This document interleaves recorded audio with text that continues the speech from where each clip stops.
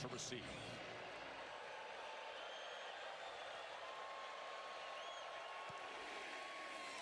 Gianni Spedic kicks away. Rodney Hill cannot return it, and we say hello to statistically the guy who's been red hot to start the year, Talon Green, Jesse. Talon Green, I think, is the best athlete on the field, and we talked in the open about him being a dual-threat quarterback, leads the nation in touchdown passes, leads all quarterbacks in the country in rushing yards. He's 6'6", he's 240 pounds, and he's playing in his second year now in Bobby Petrino's offense. So, Joe, this is a guy playing with a lot of confidence, and you're seeing that early this season. And he is taken down and tackled for a loss right away to open up this game. It's DeMarco Ward, the safety. And DeMarco Ward, he was reading this zone read coming on a safety blitz, and he just hit it at the right time. The transfer from Florida State found the crease. Talon Green held on to the football. No chance to do anything, and a big negative play early for Memphis.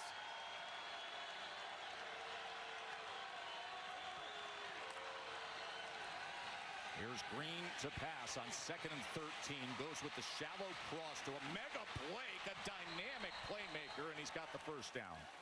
Impact players are brought to you by Fairfield by Marriott. Well, when it starts with Arkansas offensively, Omega Blake at receiver is going to do a lot of damage over the middle of the field. Fernando Carmona, their left guard's the best offensive lineman I've evaluated on film this year. Sam Brumfield does everything for Memphis at middle linebacker, plays with relentless effort getting to the football. 16-yard reception by Blake. Play action. Green, look at the time he has, and wide open downfield is Rohan Jones. Call those Hogs.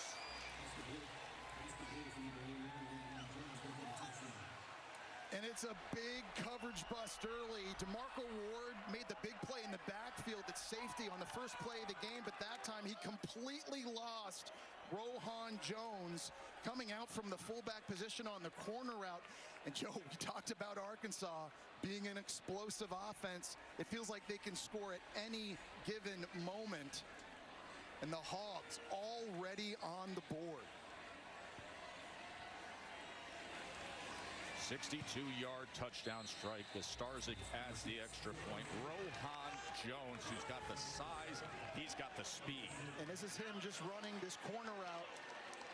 It's DeMarco Ward responsible in coverage, and the play fake, he totally forgets where his assignment is. And Rohan Jones, from where, Joe?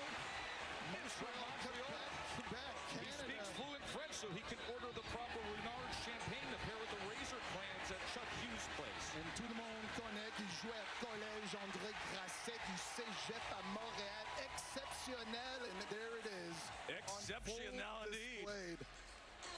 I love having a bilingual partner up in the booth when Rohan Jones scores like that. I was just waiting for Rohan Jones to make one play in this game. Lo and behold, a minute and 10 seconds into this thing, here we are. Well, this is what we were talking about today with this explosive offense, right? 1 in every 3 plays is going for at least 10 yards. And you're going to see throughout the course of this thing, Joe, they can hurt you throwing the football, and they can hurt you running it as well. They've got a lot of skill, and they're very, very balanced. A tackle for loss to open up the game. The next thing you know, right down the field. And now this is the guy who has to match offense with Green. It is Brendan Lewis, who's well-traveled. He started at Colorado. Obviously, Coach Prime goes there. He decides to move on. He goes to Nevada, Jesse, with 23 starts. So he comes here to Memphis with tons of experience. Yeah, and Joe, I think he's a pretty good player. And I think he might be getting overshadowed by Talon Green in this one, but he's a dual threat, too. He feels very comfortable throwing from the pocket. He's averaging 6 yards every time he runs the football, and he's got lots of poise. He'll need that today. Here's Lewis looking for an option, and he gets it complete to Cortez Braham. Katie. Yeah, Tess, good news for Memphis. Running back Greg DeWozier is available today after missing the last 2 games with a left foot injury. He was finally able to practice this week. He's not on a pitch count per se, but they're going to follow his lead. It's pain tolerance situation, so they'll use him as much as he can handle. And Katie, as we know, Sutton Smith has been playing well in his absence. He had 113 yards and 2 touchdowns on the ground last night. And this is Sutton Smith. And look at him keep his for a first down. Well, Sutton Smith has fantastic vision. They love the zone scheme up front. This offensive line are just kind of working on tracks, and the ball can really go anywhere here. It's supposed to go to the right, but the 5'9", 185-pound running back sees the cutback, puts his foot in the ground. He's got the burst. This guy ripped off a 50-yard run last week against Troy, Joe. He's a home run waiting to happen. He provides the explosive plays for Memphis's offense. 10-yard run by Smith there. Play action, Lewis. And that is incomplete as he was unable to find Caldwell. We got impact players now presented by Fairfield, and on offense for Memphis, it's actually Cortez Braham at wide receiver who you saw make the first catch. Sutton Smith was a guy we just saw have a nice run early as well. Defensively for Arkansas, Xavier Sorey, one of the best linebackers you'll see in the SEC, and up front, Cameron Ball getting it done at defensive tackle. 2nd and 10. Lewis is going to run the ball.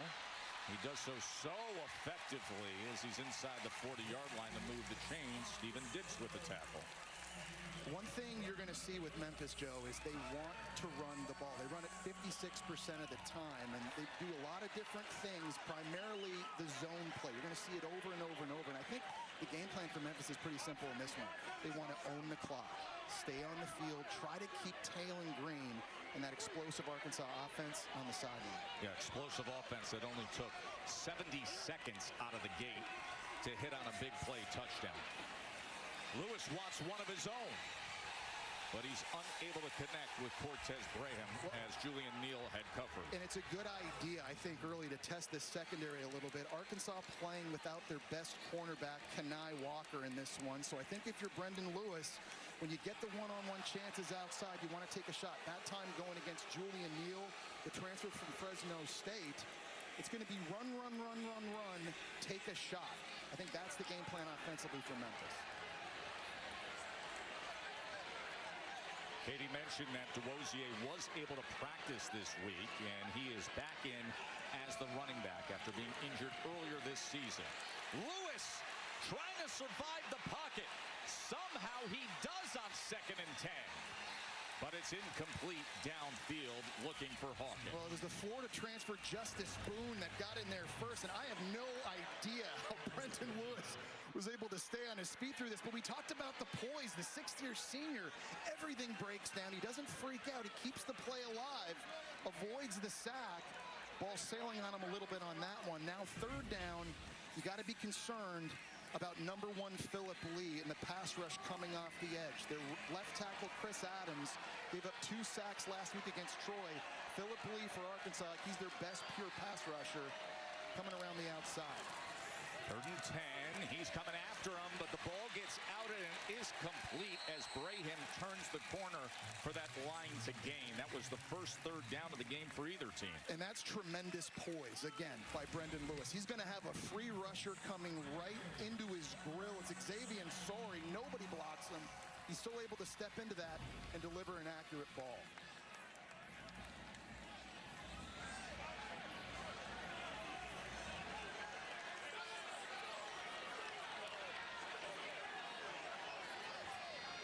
Diamond formation to the top of your screen as now they will motion back.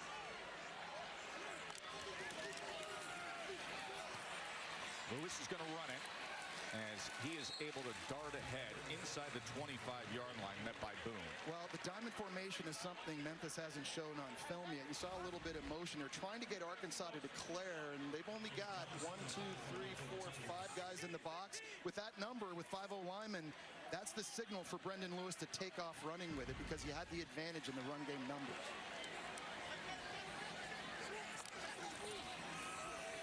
DeWosier on 2nd and 5. He tries to spin free, and he does a nice job of finding room, and he's right to that line again. And you're in the red zone now if you're Memphis. That's been a really good area to be early this season. They've scored 9 touchdowns on 10 red zone drives. Easily one of the most efficient offenses in the entire country when they get to this area of the field.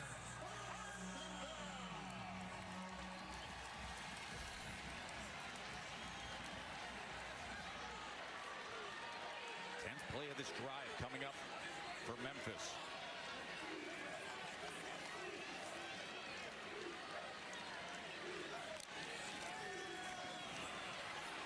DeWosier this time can't find much as he is tackled for a loss of 2 with great pursuit from the front 7 of the Hogs. Well, it's good to see DeWosier back in the lineup. You're going to probably see, my guess is 4 different running backs in this one from Memphis. They're going to keep rotating fresh bodies in and see if they can wear Arkansas down. A big mass substitution now for Arkansas, Joe. They've been on the field a long time. Their leader, Xavier Sori, has come out.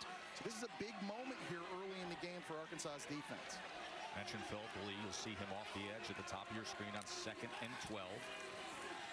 Play action. Lewis with time and overthrows a wide open Christian Ross, who had separated. Yeah, they were just trying to sneak Ross at tight end out, and this was a defense that had a lot of coverage busts in their last game against Ole Miss. You're going to see it right here. He's just clearing through. That time he got behind the defense. It was actually Philip Lee, the defensive end that you just mentioned, Joe, but an overthrow again. We've seen a few of those. Some errant throws early in this one on the first drive by Brendan Lewis. He's got to settle down a little bit. And Travis Williams, defensive coordinator for the Hogs. What does his defense come up with on 3rd and 12? Lewis being backed up all the way back to the 37-yard line, where he's going to have to throw it away. Philip Lee was pursuing. Yeah, nice job by Arkansas. Twists and stunts. You had Philip Lee was the guy getting the first bit of pressure that forced Brendan Lewis out to the right, but everybody just stayed in their lane. Brendan Lewis is a guy, if he feels a crease, he's going to take off, nowhere to go with it, forced to throw away. Nice job there by Arkansas's defense with their backs against the wall in the red zone. So that means Gianni Spedic comes out for the field goal attempt. Spedic, his first year at Memphis, has already had success at a 55-yarder earlier this year. This from 38. And that is how the Tigers already had a big strike to open up the day. 2 for 2, 78 yards, the 62-yard touchdown as we're here. You can see the renovations like a Rector set over there on the other side of this Simmons Bank Liberty Stadium here in Memphis. When they're done, they'll put on a show. They go for the onside. They tried to catch them off guard, but it didn't work out. Really nice awareness that time by the special teams unit for Arkansas. Sometimes you got to just roll the dice. This is Cam Settles at running back playing up the up position there for Arkansas, and just it took a skip right into his belly, but nice job being aware. Obviously Ryan Silverfield, the head coach of Memphis, he's going to take chances early, knowing that they got to be able to come up and steal possessions in order to win this game, being aggressive. But now because it doesn't work, Arkansas right at midfield. Yeah, 47-yard line for Arkansas. Mike Washington is in that I formation. Great little running back. He will take the pitch and gets it past midfield. Well, you're going to see a very large volume of run plays from Arkansas. It's different personnel groupings and formations, but it's zone plays and it's gap schemes and it's pulling offensive linemen, QB under center, QB in the gun, I formation, QB runs, jet sweeps. There is a lot to prepare for if you're Memphis coming into this one, just to try to handle Arkansas's run game on offense. Washington again, and he stopped right at the line of scrimmage this time as Drew Watts makes the tackle. It'll be 3rd down. On 3rd down, I think it's really important for Memphis. They're going to try and put a lot of movement from their defensive line. They're going to stunt and twist and see if they can create confusion. You've got to stay in your lanes, though, against Talon Green. You have to have really good pass rush lane integrity, because number 10 for Arkansas will take off if he sees a crease.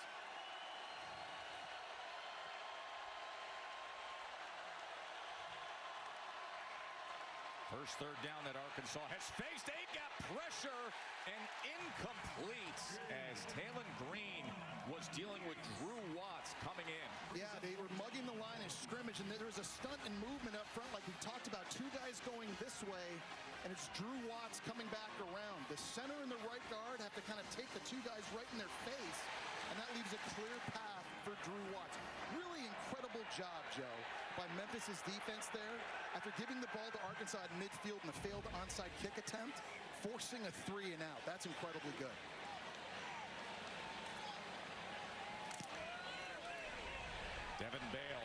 looking for the pin punt here. And they're going to have a chance, and they do. That was outstanding by Bale to put it inside the 10. And then the coverage with the defensive back, Miguel Mitchell, putting his heels right on the 1-yard line. Flag is down. We will check on that. Illegal formation. More than 4 players in the backfield, including the 22. It's a 5-yard penalty. We play 4th down. Man, it is the little things that make such a big difference. So the illegal formation, based on how they were lined up in punt and with that shield, cost them what would have been pinning Memphis inside the 1-yard line. It's hard to do as a golfer. I mean, I'll never experience this in my life, but I can only imagine having a pitching wedge and someone saying, okay, from about 130 out, put it within 1 foot of the cup. You do it.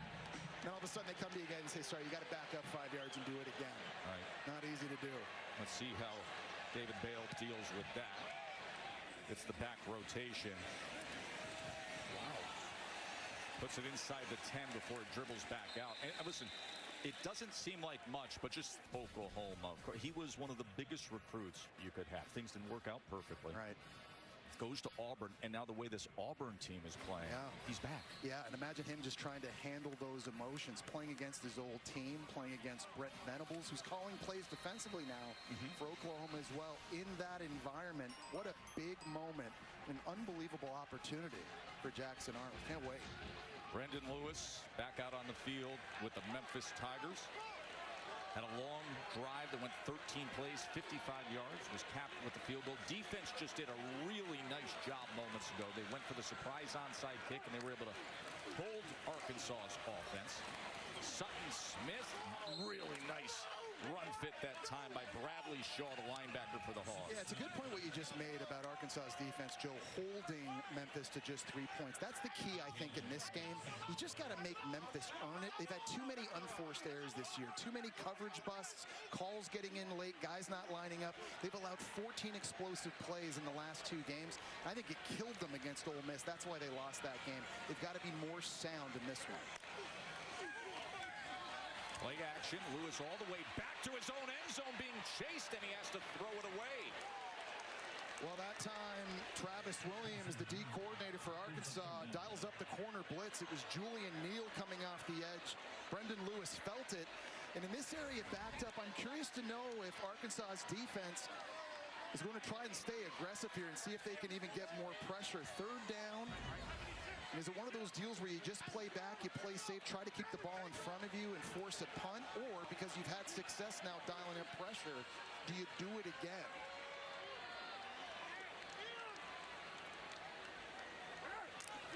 Travis Williams' defense is going to back off. 4-man rush here on 3rd and 10, and it's incomplete. He was looking for Bussey. You know, Tess, Jess, after that Ole Miss loss last Saturday, Sam Pittman said they just needed to simplify things on defense moving forward. He said in that Ole Miss game that you mentioned, Jesse, guys in the secondary were looking over to the sideline for the play call. The D-line wasn't lined up when Ole Miss was just snapping the ball. And he said, instead, we need to get our guys pre-snap looks. Let them line up and listen to the quarterback, ID the running back, and just let them play fast. So simplifying things on that defensive side was definitely a point of emphasis this week in practice. Kerrigan punting from his own end zone to the dangerous return man Shanks.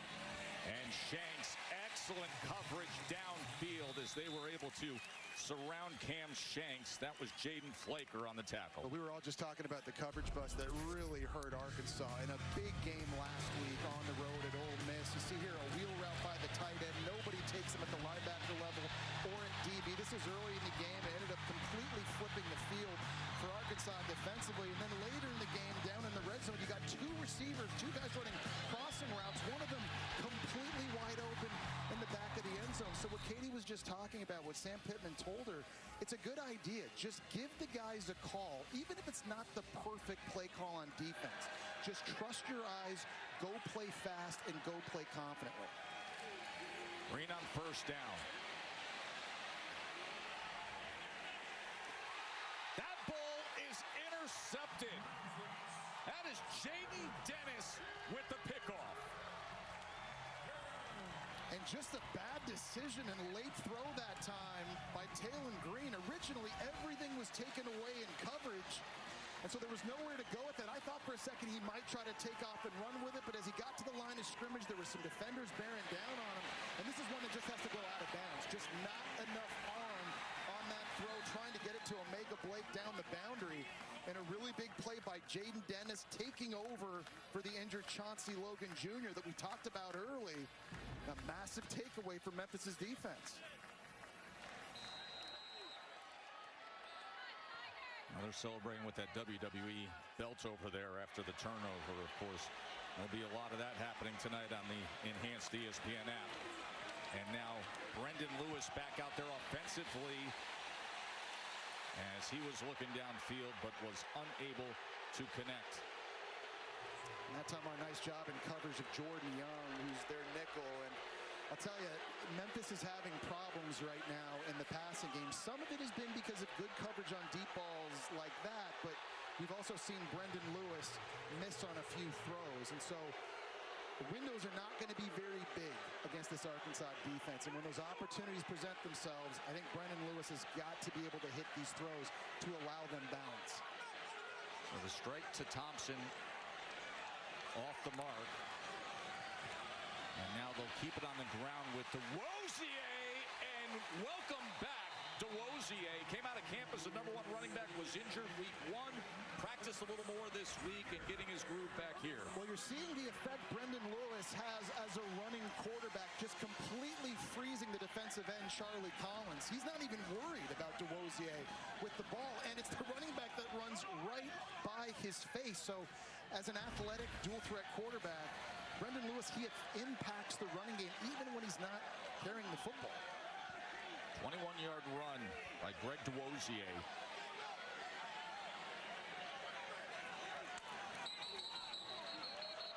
Flags come in. Little flinch, I think, on the right side of Memphis's O-line.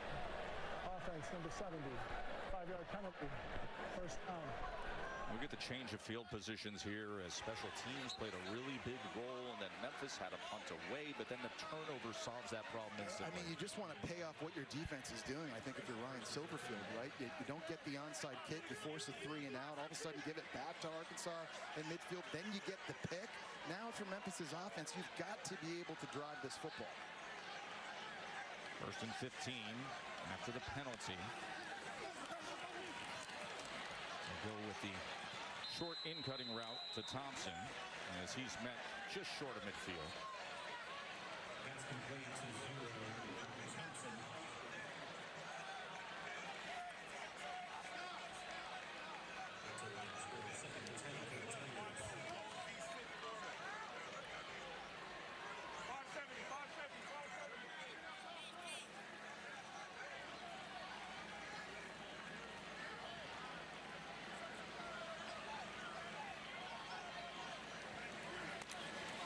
Second and 10 for Lewis.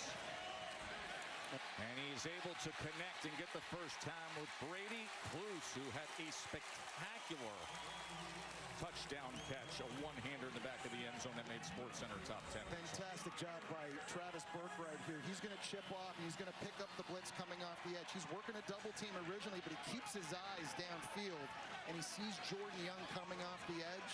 Really nice job in blitz pickup there, giving Lewis a chance to throw it. That goes for 20 yards, and now Lewis able to utilize his legs and take advantage of a block on the outside for another first down as he makes his way down to the 15-yard line, tackled by Larry Wolf. Well, another good job this time by Memphis's O-line picking up the stunt. Quincy Rhodes is going to be twisting inside here, and it's the center and guard that are able to see that. This is not the biggest offensive line in the country, Joe, but they do play very well together. This coaching staff, their O-line coach Jeff Myers, assistant O-line coach David Deal, they do a really nice job working with Memphis up front. Dave Deal, one of your old teammates with the Giants.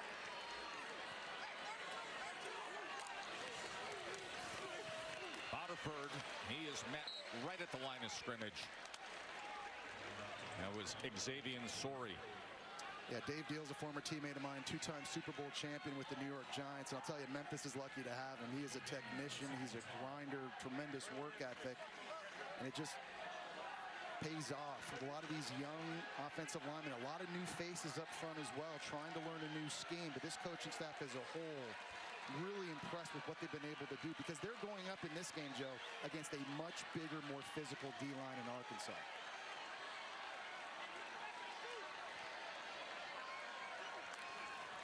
Second and 9. Lewis going to throw it away. Smart, though, right? We just saw in the last drive, Taylon Green taking a chance he shouldn't have, cost his offense with the interception. There you're seeing just the intelligence that time and the poise of a six-year senior. Nothing's open. You're in the red zone. You can't take a sack. You're not going to force it into coverage, turn it over, throw it away, and live to play another down. Here's a 3rd down and 9 for Memphis.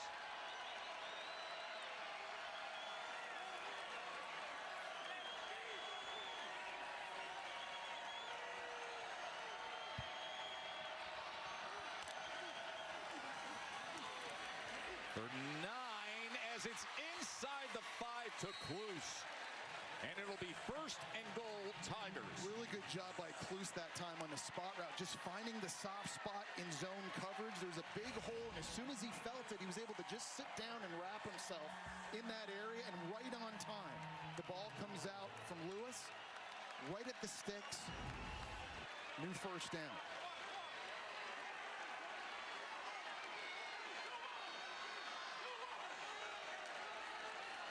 Another long drive for Memphis, but can they cash with 7 instead of 3?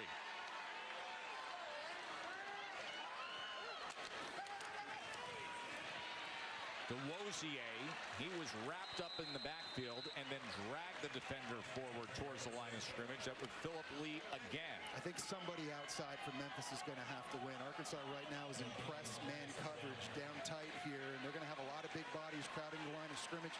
Big mass substitution for Memphis now coming on the field, but you kind of feel like someone on the perimeter at receiver or tight end is going to have to win one-on-one versus tight coverage, and you're going to need an accurate throw from Lewis. See, they bring in Anderson and Adcock into the backfield. Pezant is the featured back here as he shifts just to the right. And he will take the carry, and it is a stone wall of defenders. Even the safety, Larry Worth, getting involved. Well, it's Ian Jaffrard who makes the play, and he's 6'5", 390 pounds. I'm sorry? He is 390 pounds and does not cooperate with your run game attack. And that time, he completely engulfed the center. There was absolutely nowhere to run. 3rd down now. The big fella gets a breather. He gets to come off. But I just think for Memphis down tight like this, it's tough sledding if you're trying to run it between the tackles. His shoulder pads look like a gym class penny. 3rd and goal. Final half minute of this 1st quarter. Lewis on 3rd and goal. Trying to find anything and looking to get there himself and breaks on through. Touchdown, Tigers. Xavier Sorey tried to come up and contain him, but Brendan Lewis with the rushing touchdown. I'll tell you, Brendan Lewis, he's not the most sudden runner, but he is a very strong runner. When he gets outside, it's him one-on-one with Xavier Sorey. Sorey doesn't wrap, he just tries to hit him with the shoulder pad, and Brendan Lewis is showing you he is a very tough runner, a very strong runner, a guy that's 6'3", 210 pounds, an outstanding decision with nobody open to tuck it and run.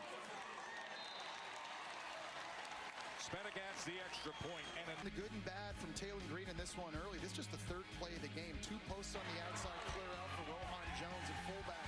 Coverage bust by Memphis. This ends up being an easy touchdown pass for Taylon Green, and not just like that. They're up on the board. On the last drive, though, good coverage by Memphis. A poor decision this time by Taylon Green, trying to fit it into Omega Blake. A great pick by Jaden Dennis. And so if you're Taylon Green now, you just got to settle back in. Try to get this offense back in its rhythm. Rodney Hill on the return for the Hogs. Let's go to the studio, check in with Kevin. What's up, Kev?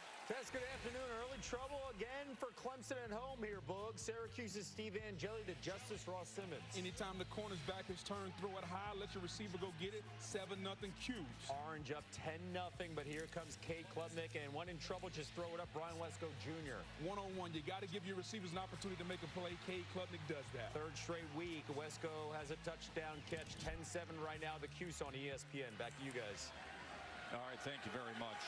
So that's the situation with Clemson taking on Syracuse.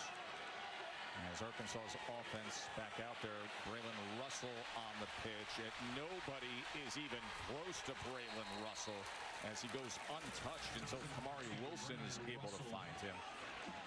Good for Arkansas first down. As you see the final seconds of this first quarter counting down. And Coach, Memphis was able to capitalize on that interception. How would you assess your all start here today? Well, I mean, obviously we started fast offensively, and then we haven't done so well the last two through a pick. We'll get better there. I'm not worried about that. We got to contain the quarterback. You know, he's getting run. This last one here, we had a guy outside. He didn't stay outside. He ran around us and scored. Quarterback runs are my most concerning thing defensively, and getting off the field on third down. Not doing a good job of getting off the field, and the third downs have been long too. So got to do a better job there. Thank you. Katie, meanwhile, here's Coach's running game with Braylon Russell, and a penalty flag is down. I think Drew Watts lined up in the neutral zone. Defense number 7. 5-yard penalty. By the way, Jesse, the 23-yard run by Russell that we saw just before we went to break. Yeah. Prior to that, Arkansas had 2 yards rushing. Really? Well, it's important then in this game. Obviously, they are able to establish that balance, and they want to be able to take advantage of a bigger offensive line and bigger, more physical running backs. But, Joe, it's hot here in Memphis. It's like 90 degrees, and their defense has already been on the field a long time. I think it's kind of important Arkansas is able to stay on the field a little bit here. There's Green on 1st and 5 as he connects with C.J. Brown, and he gets inside the 40. A really nice job by C.J. Brown working his way into the second window that time in zone coverage, and nice composure by Taylor Green, too. Just holding the football, trusting that C.J. was going to be able to kind of work over the middle of the ball, giving him an opportunity to make that catch and move the sticks.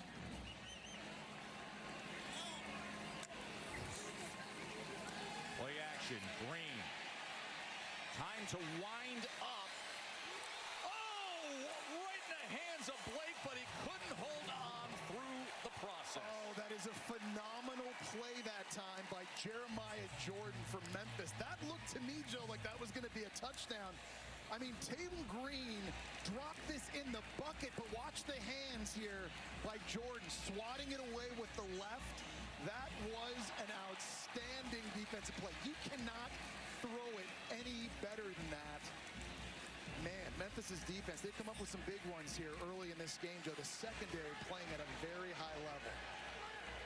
Great pass defended by Jordan. And now it's a 2nd and 10. Green's going to run it himself, and with those long strides, it doesn't take much, and all of a sudden he has 11 yards. No, we were asking the coaching staff, who's your fastest player on offense? Is it Taylor Green? They said in a 40-yard dash, maybe not. In a 50-yard dash, yes, he is, and it's because those long strides. When he gets moving, he's running over 20 miles an hour. It's absolutely incredible. This guy's averaging 10 yards, almost 10 yards every time he carries the football.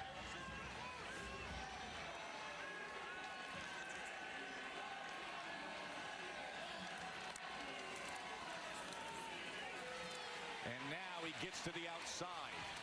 And with that, it's another first down for Arkansas as Platt and Posca, the 2 tight ends, were paving the way. Yeah, it's such an advantage when you have someone as athletic as Taylor Green. You see what he's been able to do. Mike Washington, the transfer, comes over from New Mexico State, and they've just been ripping off long runs. And we talked in the open about how explosive they are. It's not just throwing it, but they're hitting home runs on the ground, and they've got multiple guys that can do it, which makes it so difficult as a defense then, because who are you taking away? What are you trying to stop? There's not just one person you can key on. Coach Pittman looks on. They go to the big 240-pounder, Braylon Russell, getting right into the end zone.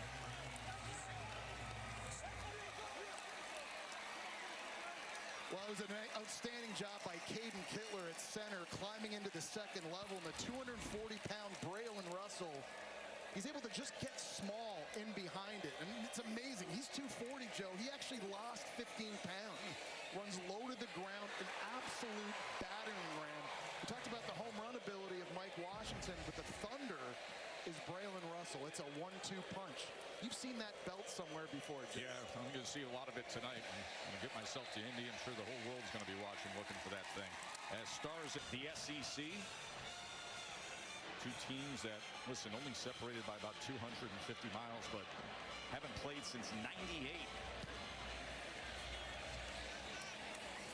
And guess who's watching? The champ, Cody Rhodes.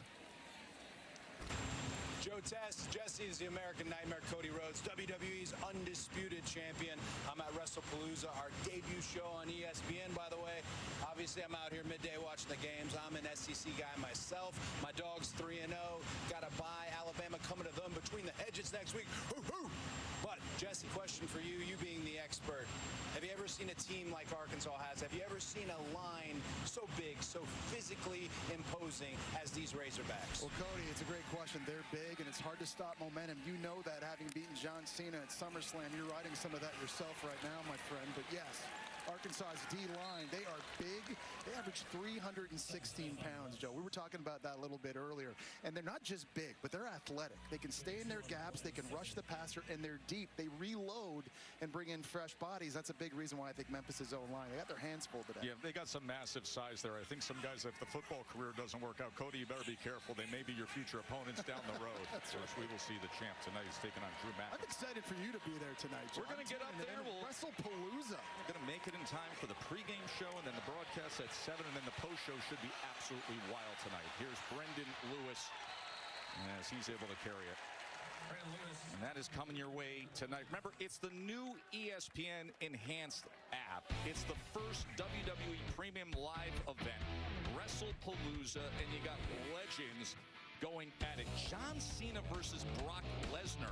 Aside from Cody Rhodes, you got Cena versus Lesnar. I heard that's the opening match. Yes, that is John correct. Cena, the retirement tour. It's been a little over 2 years since we've seen Brock Lesnar back in there. I cannot wait. What a way to kick this thing off. Should be fun. It's coming your way on the enhanced ESPN app tonight. Pre-show at 5 p.m., main show at 7. Brendan Lewis with pressure as he tried to get it off on 3rd and 1. Well, nobody that time blocked Quincy Rhodes coming off the edge. Everything was going to the left side for Memphis' offense, and Brendan Lewis had to do everything he could just to get rid of it. The question is this going to be intentional grounding? Because I think he was inside the pocket. Intentional grounding. Offense number 2. To loss it down at the spot of the foul. It's now 4th down. Well, the pocket is defined as 5 yards to the left or right of the center, going all the way back to your goal line. He didn't quite break that or get outside, so big penalty now sets Ryan Silverfield and Memphis' offense way back. And so on these critical 3rd downs now, coming up for Arkansas defensively, you got to find a way to get off the field. They do right there. Now going to get an opportunity to get this football back around midfield. Remember, Cam Shanks is the return man for Arkansas. He was an All-American punt returner at UAB. Had 2 touchdowns that he took back on punts. He is one of those no-fear kind of return men. So we'll see if he gets a chance from Kerrigan, the lefty punter, who sends backward rotation. And here is Shanks. And Shanks can't find much. Good pursuit again. Well, Joe, I think Taylor Green's the best athlete on the field, and I think what makes him special is when plays break down, he can make the big play happen. Free rusher, his hot route is a drag, but the defense here has a coverage buster. He's double covered. Green actually has to run backwards. Look at this throw and how accurate it is on the run, cleaning it all up. 3rd and long, free rusher coming off the edge. We talked about the long strides. You think you have them, and then you don't. He starts pulling away from people. It's incredible. You know, you're lucky to have a quarterback that can take a negative play and just avoid the sack. 5 guys here have a shot at him, but he turns bad plays into really good plays. He's one of only 9 players to lead his team in passing and rushing on the season. This is Russell out of the backfield. Remember, he had the touchdown moments ago. Katie. You know, Jess, Taylon Green says when he relies on his instincts, good things usually happen. But he says offensive coordinator Bobby Petrino is often the one to say, hey, go use your legs. You don't have to stay in the pocket. He said he has a much better understanding of when to put the Superman cape on and when not to. But sometimes he just needs that little nudge, that little reminder from Petrino. Katie, I think you framed that well, that conversation of the Superman cape as he goes ahead for the first down. Listen, when you have the Superman kind of skills, you still have to be refined and manage things. You do, but how nice is it, Katie and Joe, if you're Bobby Petrino, you don't have to have the perfect call played every time. Oh, yeah. Right? He fixes problems. Yeah, your offensive line doesn't have to block it, correct? You see Bobby Petrino right there up in the box. When you know you've got a quarterback that he can make it right, just because of his God-given athletic ability.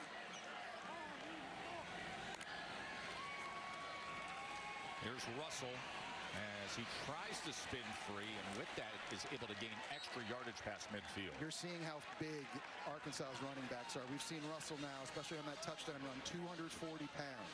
Mike Washington, 230 pounds. 2- and 3-yard gains in the first and second quarter. Generally, those become 7-, 8-, 9-yard gains in the fourth quarter. You're a boxing guy, Joe. You know this. Body blows. Sure. Early in a title fight, it wears opponents down. You're depositing into the bank, and then you get the dividends and the payoff later. Here's 2nd and 4, and that is complete. And turning the corner is Omega Blake for a first down. Really nice location of the throw here. If this ball is thrown inside, this thing's getting picked up by Jeremiah Jordan, but he throws it outside where only his guy, Omega Blake, can make the play. Really nice location on this throw. And if you're an NFL scout watching that play right there, that's an understanding, an intentional place to deliver the football by Taylon Green. Green. And he gets it complete to Brown, and Brown is down near the 20-yard line. Well, we've seen C.J. Brown already do some damage working over the middle of the field, and that time, nice job on an in-breaking cut. This is a group positionally, Joe, that lost their top 6 receivers from a year ago in terms of receiving yards. So they had to go to the portal and hit it hard, and they did real well. Omega Blake, C.J. Brown, Jalen Brown, all these guys, they've shown up early this season for Arkansas.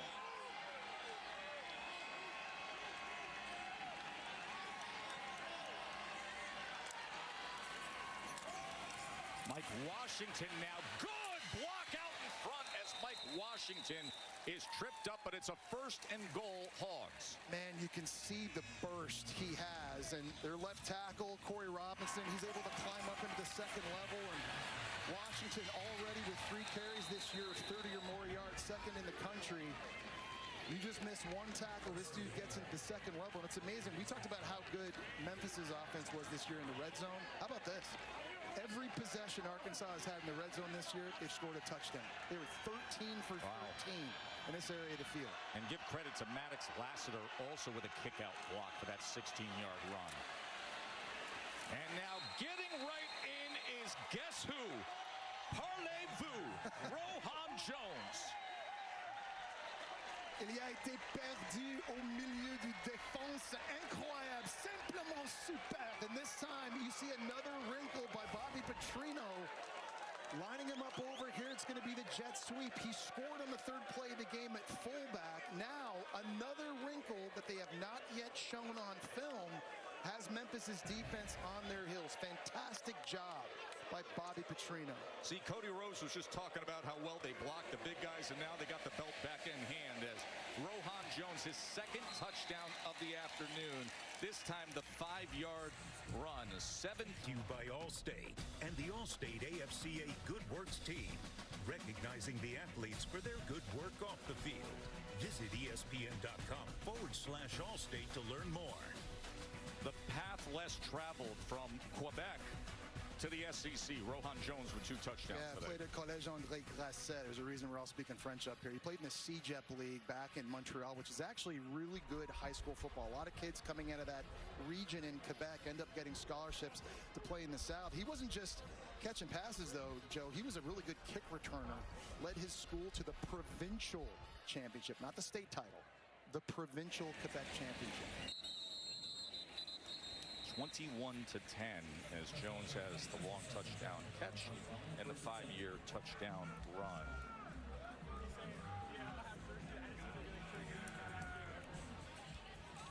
College football rankings are brought to you by Goodyear. Yeah, and a lot of eyes obviously tonight down in Miami taking on in-state rival Florida. How good is Carson Beck this year? I mean, he's completing like 80% of his throws. Ball's barely touching the ground, and he's avoiding the turnovers, which to me has been real impressive. But he's going up against the Gator defense, Joe, that's allowed 20 or less in each of their last 7 games going back to last year. DeWosier, he's able to escape the first would-be tackler before surging ahead to the 29. Well, and he was able to fight through a tackle by Xavier Sorry that time. Not easy to do. DeWosier's got a lot of talent. He only carried the ball 4 times in their first game against Alabama State before he left with an injury. So getting him back in his power running, you're starting to see it. And Sorry, he's missed a few tackles here early in this one. They're going to watch the film, and he's going to have to get back to fundamentals because he's had an opportunity to make more plays that he's missing. Here's Lewis against a 4-man rush. He's been doing damage with his legs, and he continues to, as that's a Memphis first down as he's finally brought down by Sorey and Shaw. Yeah, Sam Pittman was telling Katie earlier he's worried about the quarterback runs, and before that one he was averaging 10 yards a carry, and it's not all designed. It's also been when things are breaking down. So we've talked time and time again just about how calm he is, how poised he is, and that's a big deal here, taking over on a new team. And in games like this against a defense as big as Arkansas, when the pocket is going to break down, you got to have your wits about you. He's been really good here in this first half. Lewis averaging 6 yards a rush. Started his career at Colorado as a starting quarterback there. Went to Nevada, had great experience as a starter there. Now his first year here at Memphis. And on the ground, and it's another great-looking run by Sutton Smith. We talked about how this O-line can run the zone scheme in their sleep. I want you to watch Chris Adams. He's only a 277-pound left tackle. Watch him get a block here and then climb to the second level and get another back. This is picture perfect. You help post up with the right guard, you climb, you get a piece of Bradley Shaw, and that opens up a lane for Sutton Smith. Undersized doesn't necessarily mean you can't be effective. 33-yard run by Sutton Smith. Great work by Chris Adams at left tackle there. He was at Old Dominion, grew up in Maryland, and transferred here to Memphis. Smith again. And this time, not as much as Sorey was waiting on him. We go back talking about Brendan Lewis, and you're impressed, too, because you're taking over for Seth Hennigan, who is a 4-year starter here at Memphis, threw for 14,266 yards. That's 13th all-time in NCAA history. And so, yes, you're getting the leadership, and you're getting a guy who's poised, but you're also getting playmaking ability as well. And you've seen that through the first 3 games. He wasn't the splashiest portal addition at quarterback in the country, but Brendan Lewis, he's leaving his mark here at Memphis early.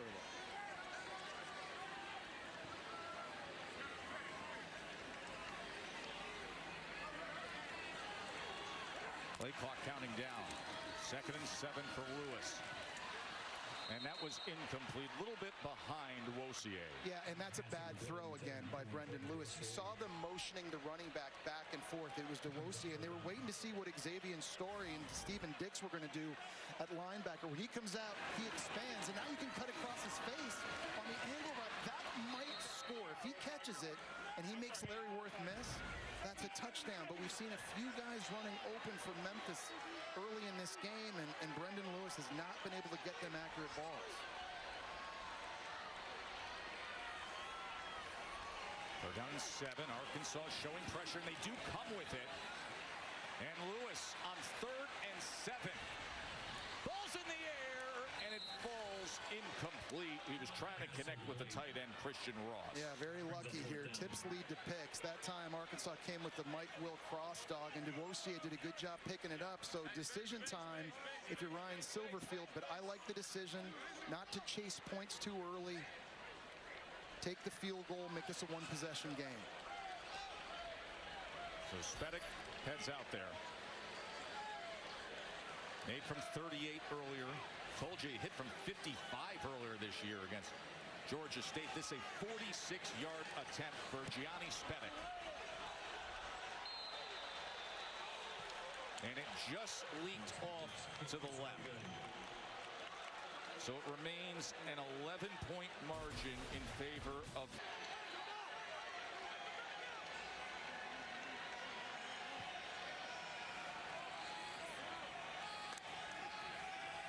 Green. Back to pass. Pressure off the edge. As he is forced to throw it away. Well, that's a nice disguise and pressure by Memphis. And they're running a 3-3-5 personnel defensively by D coordinator Jordan Hankins. And it was made popular in the Big 12 trying to combat air raid passing offenses.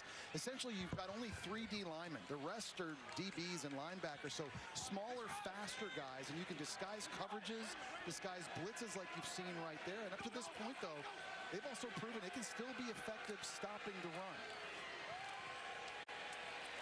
Like you see right there. Against Mike Washington, who couldn't find anything. It's just mass chaos and confusion. And D linemen are slanting and stunting, and linebackers and safeties are blitzing, and DBs are rocking and rolling in the back end. And the picture changes from this pre-snap to the post-snap almost every single time. And it's such a headache as a quarterback and an offensive line to try and decipher just all the noise and all the action you're seeing in front of you. Last week, this Memphis defense forced 6 3-and-outs.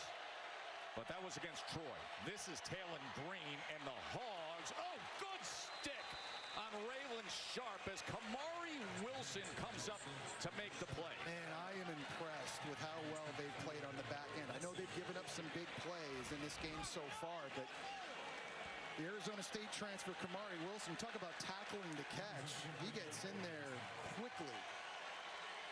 He gets the ball to the ground, now getting a chance to give it back to their offense as this first half winds down, and a big opportunity for them. Obviously down 11 points right now, but Memphis is going to get the ball back first in the second half, so a golden opportunity there for them.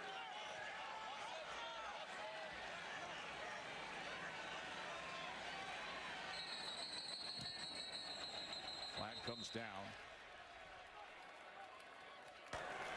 False start offense. Not all 11 players were set. 5-yard penalty, 4th down.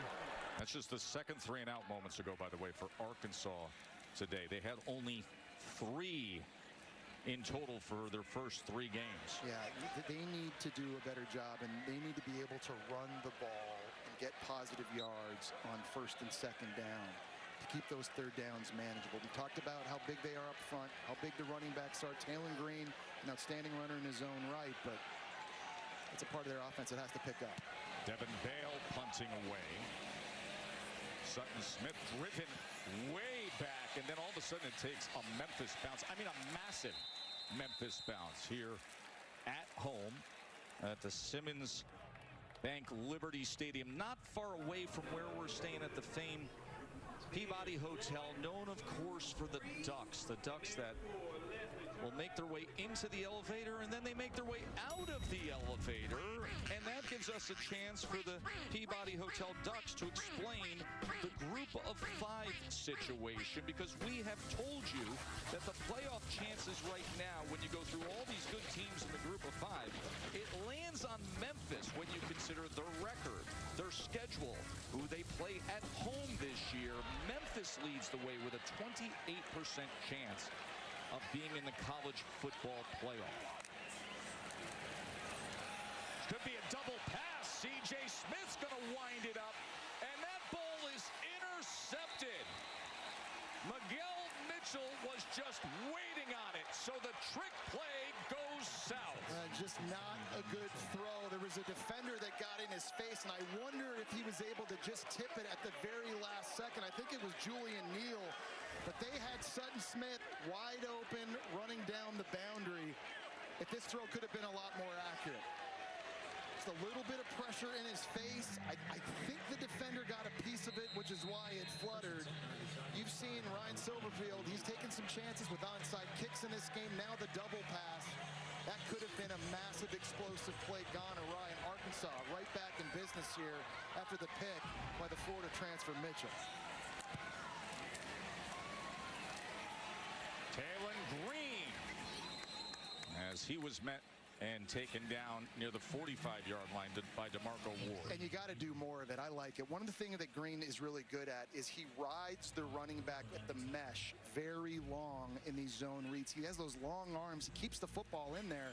So a lot of defenders think it's going to the running back. He pulls it out at the last second and takes off. 2nd and 3.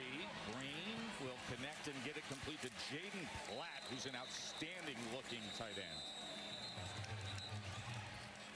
And that brings us to the 2-minute Eastern. Then Monday Night Football, Baltimore against the Lions. That's 8 p.m. It's on ABC, ESPN, and the new enhanced ESPN app. Of course, Peyton and Eli on ESPN2 for that.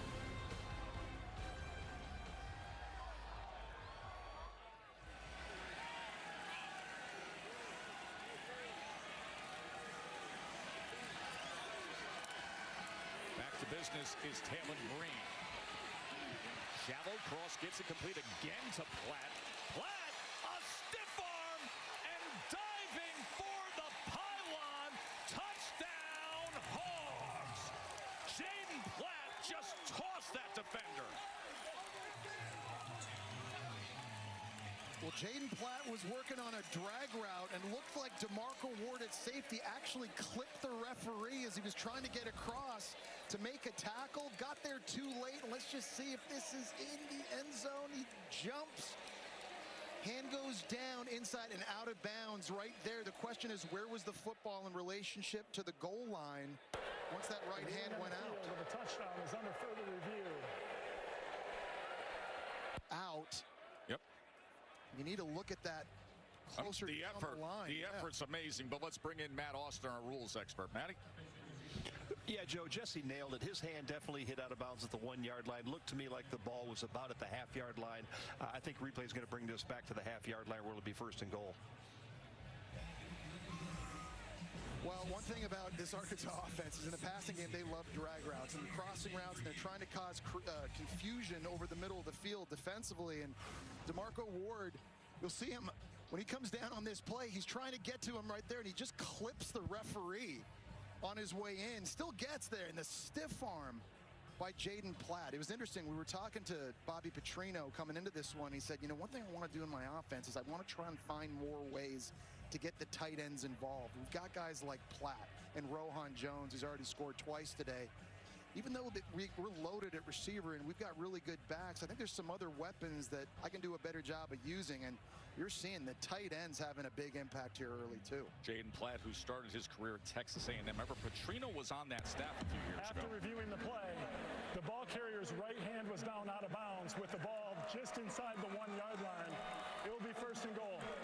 But he's got that big frame. We were talking to Petrino the other day. He said because of his frame and his athleticism, there's even more weight to add, believe it or not, and he still keeps the speed. He thinks he could be a very high NFL draft pick eventually. Yeah, it just goes to show you again why this offense is so explosive. Well, it's not just Talon Green. It's not just the running backs. It's not just the receivers. They've got guys that are going to play on Sunday at the tight end spot as well. So they do mark it down at the 1-yard line.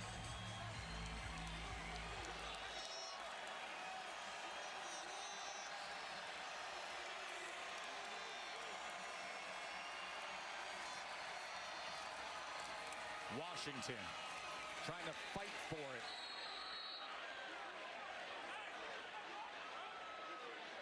And they're running into Market. I'm impressed. Jalen Bell, number 93 from Memphis, really blew that up. They're trying to go to the left side. Touchdown! Oh, wow. They cleared the pile and said that Mike Washington did indeed cross the goal line for a touchdown. They were pulling Fernando Carmona at left guard. You see 55 there. He gets a kick out. But Jalen Bell at 5'11", 280, he was trying to create a pile. That's easily in. And Maddox Lassiter playing fullback there. You see 47 getting up. And a nice job by Mike Washington, belt in hand, and this offense continues to roll. Joe, they're now 16 for 16 in the red zone, scoring touchdowns. You're going to win a lot of football. No kidding. If you do that. If you can cash in a lot that way, you're going to win a lot of football. And we talked about this Arkansas offense and what they deliver. And Jesse, you make a good point of it's not just Talon Green, it's every aspect of this offense. We saw the tight end in play there. We saw the running game. And, of course, with Carmona playing guard, they are very, very capable in short yardage. Talon Green is getting a lot of attention now. That wasn't necessarily the case when we were sizing up SEC quarterbacks most of the summer, whether it was media days or the cover of preseason publications. It's interesting. There were a lot of names we talked about at quarterback in this conference, guys like Arch Manning, Lenore Sellers of South Carolina, DJ Lagway at Florida, that everyone was talking about, but it's been some unheralded guys. Talon Green having a remarkable year. We've documented that throughout this game. Bo Pribula, the transfer from Penn State, he's been lighting it up at Missouri early. We saw Ty Simpson twice already, Joe. Ball hasn't been hitting the ground for them in the last 2 games. He's getting to throw an interception, and some unfamiliar faces playing really well in this conference at the QB spot. Let's go to Kevin in the studio. Test State Farm halftime report minutes away. Booger McFarland, Kevin Nagandi with you right now. Clemson is down 24-7. Highlights coming your way, as well as Utah hosting Texas Tech. Remember Tennessee coming off that tough overtime loss to Georgia, trying to get back at it here. Boog taking on UAB, and it's Joey Aguilar. No doubt. I love how he gives his receiver an opportunity to make a play. Throw it up. Almost Willie Mays style, over the shoulder, Kev. Mike Matthews, his name, making the grab. 21-0 Tennessee SEC Network. Back to you, Tess. With the tie, we like it's back. Oh, thank you so much, Kev. Kevin Booger coming up at halftime. Boy, this Clemson score, I'm sure going to be a lot of people talking about it as Brendan Lewis back to pass, being pressured, looking to check down. He does so to Dewassier. Jesse, I want to ask you this about Dabo Swinney this week, the press conference, when he said, if Clemson's tired of winning, they can send me on my way. I'll go somewhere else and coach. That came out of his mouth this week. Yeah, so a lot of people were saying that was sort of a crash out press conference, which I didn't think it was. Mike Gundy, I'm a man, I'm 40. That was a crash out. I think Dabo Swinney has enough credit in the bank to make those statements, honestly. Here's Lewis on 2nd and 13, the overthrow. And the flag comes down. 3 flags come down past midfield. He was looking for Brand. Yeah, it was a little tug on the jersey that time by Julian Neal. That's going to be a penalty on Arkansas's defense and breathe some new life into Memphis. But pass interference. Defense number 23, 15-yard penalty. Automatic first down. But, I mean, Dabo's won, what, 9 ACC championships, 7 playoff appearances, 2 national championships. I mean, you and I remember where the Clemson program was before Dabo took over as head coach. And I think every once in a while it's okay for him to remind people of that when it starts getting loud there in Clemson.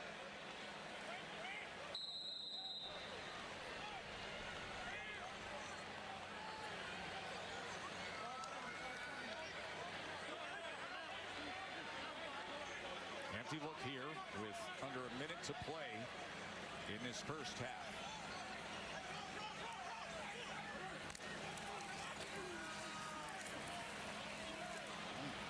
Lewis tried to go to the outside to Brand. Yeah, he's just missing high a lot on these throws. And I like the idea of Ryan Silverfield staying aggressive here. And he should, right? I mean, you've already tried an onside kick. You tried a double pass. You're not just going to run the ball and take it in at halftime, knowing you get the ball back first here in the second half. Let your quarterback deal.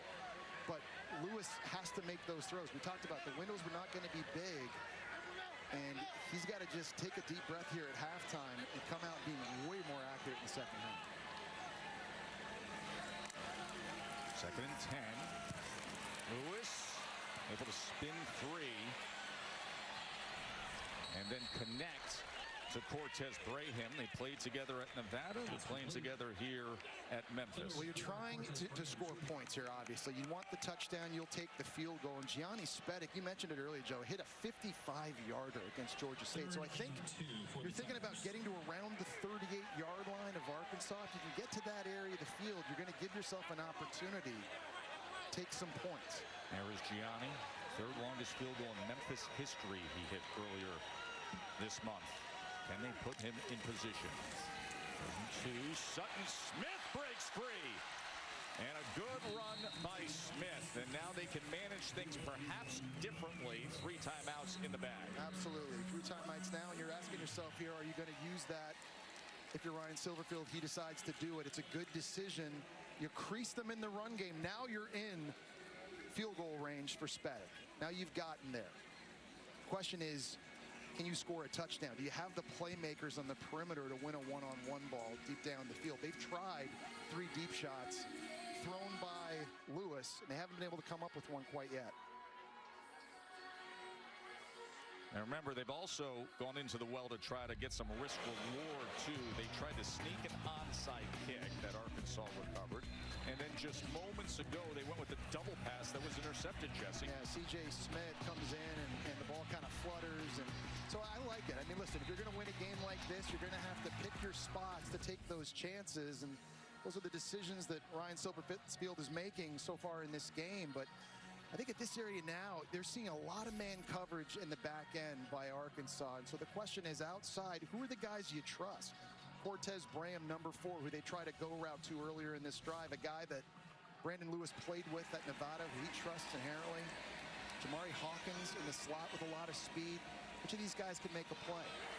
Number 2 timeouts remain for Lewis as he is backed up and tried to get it off before he went down to the ground as Cam Ball, all 323 pounds of him, was just crashing down. And he's really the bell cow of what they do on defense. He's just going to split a double team here. 325 pounds. He can give you the pass rush like that. He's good against the run. But for 325, Joe, he's got really good conditioning. And it's a D-line that likes to substitute and bring fresh bodies on. More often than not, you see big number 5, Cameron Ball, staying on the field. He can be an every down guy.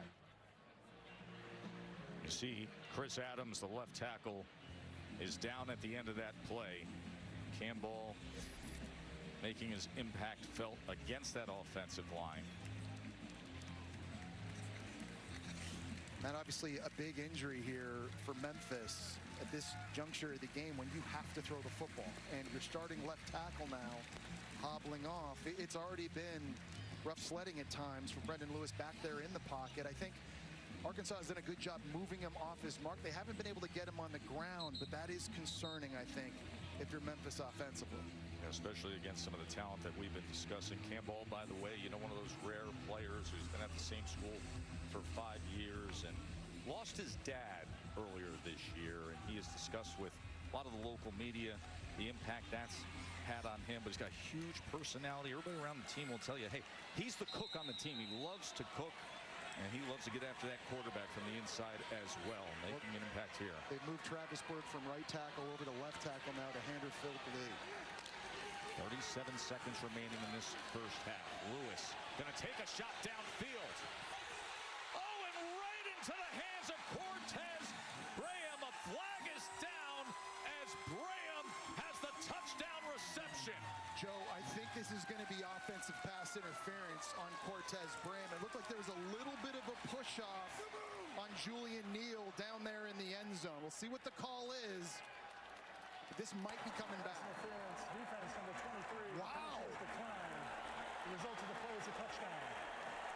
We got to watch this again in replay, slow motion. You just saw it right there. It looked to me like Cortez Braham extended the arms and actually made the contact first with Julian Neal. I thought that was OPI. Matt Austin, our rules expert, we do see the extended arms by the receiver, do we not? Yes, we do, and I agree with Joe 100%. With Jesse 100%. The offense actually made contact before the defense ever got there by extending his arms. So I think they should have put this on the offense. But instead, it is a much-needed big play by the Memphis Tigers. The long touchdown catch was secured by Braham. Listen, the call is the call, and now you got to live with it. I love what Memphis did, moving their starting right tackle, Travis Burke, over to left tackle to deal with Arkansas's best pass rusher on that play. Sam Pittman wants OPI there, but over here, this was the big decision they made in the substitution after Chris Adams got hurt. Look how good of a job Travis Burke does locking out Arkansas's best pass rusher. Well, was there a penalty on the back end on Memphis? I thought there was, but a really nice substitution decision by Memphis's offense. We talked about where would Brandon Lewis look to, right? His former teammate at Nevada, the guy he trusts the most, outside one-on-one. I think that's one in evaluation and review. They'll say probably should have gone the other way, but listen. It's all part of the game of football. It happened. You got to live with it. Memphis needed that touchdown bad.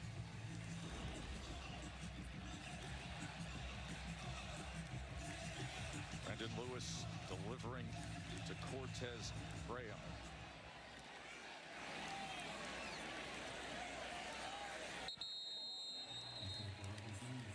Remind you that college football continues right here on ABC, and is such a good one coming up as number 22 Auburn taking on number 10 Oklahoma. And then tonight it's Saturday Night Football presented by Capital One as Florida against this very impressive number 4 Miami team. And this Auburn-Oklahoma game too, Joe. You know, we're talking a lot about Jackson Arnold in that game, but if you've watched John Mateer play at quarterback for Oklahoma, he's been unbelievable. I know it's very early this season. We've only seen 3 games, but, you know, I was talking about it this week.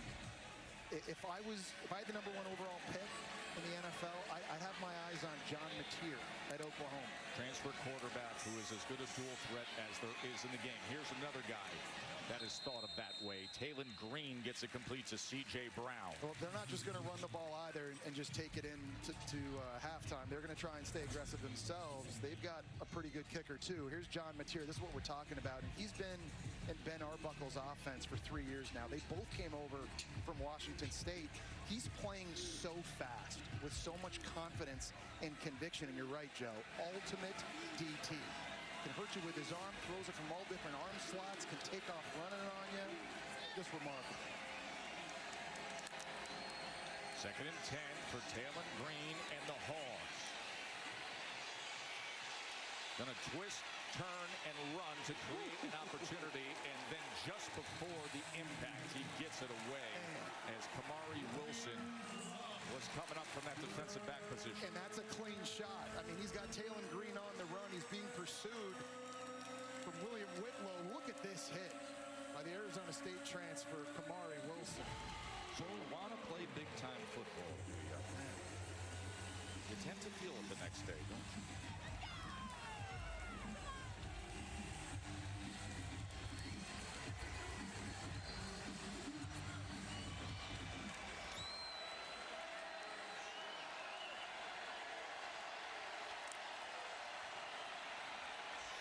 Final 15 seconds of this first half. It's incomplete on 3rd down. Closest receiver is Jalen Brown. Well, this is going to be a big key, I think, if we spin this thing forward. For Memphis to come back in the game defensively, they got to keep doing this. They got to keep setting up 3rd and long situations, and then they've got to be able to get off the field. They've stayed aggressive. They've tried to pressure Taylon Green when they've had the most success, like any defense has. A lot harder to move the sticks when it's 3rd and long. 3rd 3 and out for Arkansas today. We reminded you earlier this season, you didn't see that. They only had 3 3 and outs coming into this game in total. As Devin Bales punt will bring us to the last few seconds of this first half. I think you got to feel pretty good if you're Ryan Silverfield here, considering that things definitely went up and down a little bit in this first half, but the ability to score a touchdown on that last possession, you're getting the ball back first here in the second half. So a lot of momentum, I think, on the side of Memphis to make this thing real interesting real early in the second half of play. Now, Arkansas won the coin toss prior to our opening kickoff. They elected to receive, so Memphis receives the second half kickoff. So a real opportunity for Brendan Lewis and the Tigers to get right back into this.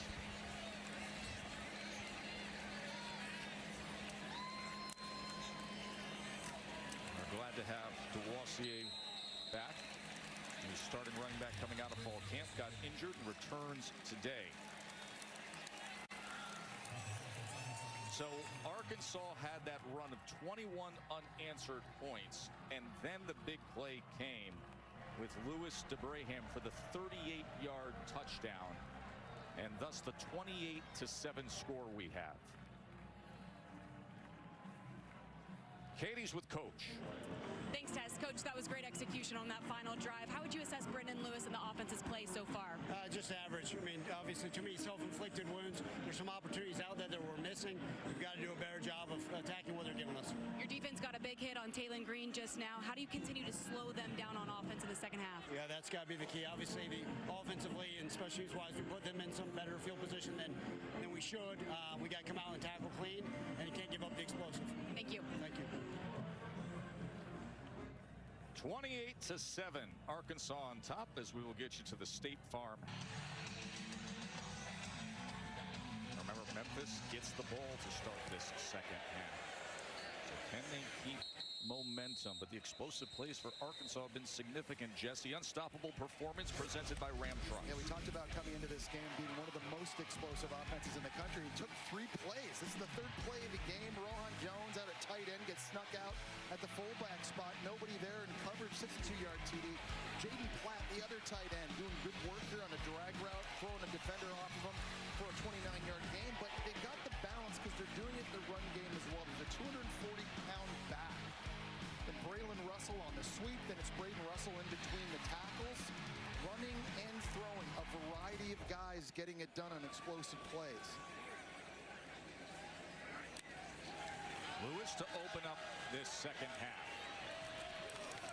As he goes underneath, but the receiver was met right away. That was Christian Ross. Jesse, let's get into the offensive line shuffles now of Memphis. Yeah, so there's been a lot of movement now with Chris Adams at left tackle going down early. He's back in the game now. And so they had taken Travis Burke at right tackle, moved him back over. But great news from Memphis, Chris Adams back in the game. See big number 61. And this is complete. And spinning for extra yardage is Cortez Braham. Okay, they're down 11 points here in the second half. To make that up, I think Brendan Lewis has to just be able to make those throws. He's missed a couple times on curl routes, some underneath stuff that he should be able to make in his sleep. He has got to be way more accurate in the second half. Ryan Silverfield told Katie at the end of the half, we're not executing as well as we can in the passing game. We're giving some up. You need a better job at the quarterback position here, just making the throws you're supposed to make. The Rossier tracked down by Travis Williams' Arkansas defense, Katie. That was sorry. Yeah, Sam Pittman told me coming out of the locker room that he was pretty upset with his defense for allowing Memphis to score just before half. He said his concern is with Memphis running the football. He said, I don't think Lewis is going to kill us in the pocket. He does have 2 completions here on this drive, but he said it's when he gets outside the pocket that he becomes a problem. He said we got to tackle better and contain him. He feels confident that his offense can score consistently here in the second half. Katie, Lewis has 42 yards rushing, and of course that rushing touchdown earlier today. Second down and 3. Rossier trying to get to the outside, and he is tripped up by Caleb Wooden. That flag is down at the 41-yard line. Holding, offense number 9, 10-yard penalty, still second down. Time it was Jamari Hawkins on the outside getting tangled up with an Arkansas defender. But I think going back to what Katie was talking about, you know, the pass rush for Arkansas's defense, that's a big question coming into this year, and it's something they struggled with a little bit last season, only getting 2 sacks a game. And they lost Landon Jackson, their best pass rusher, in the 3rd round of the Buffalo Bills. So bringing in guys like Phillip Lee and Justice Boons in the portal was supposed to help that, but that pass rush has to show up now in the second half for Arkansas. Second and 13.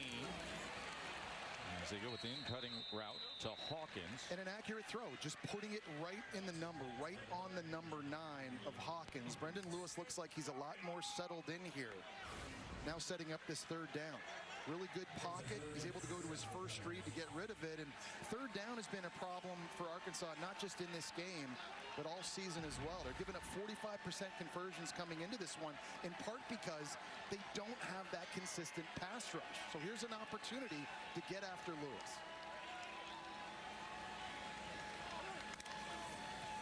Third down and 7.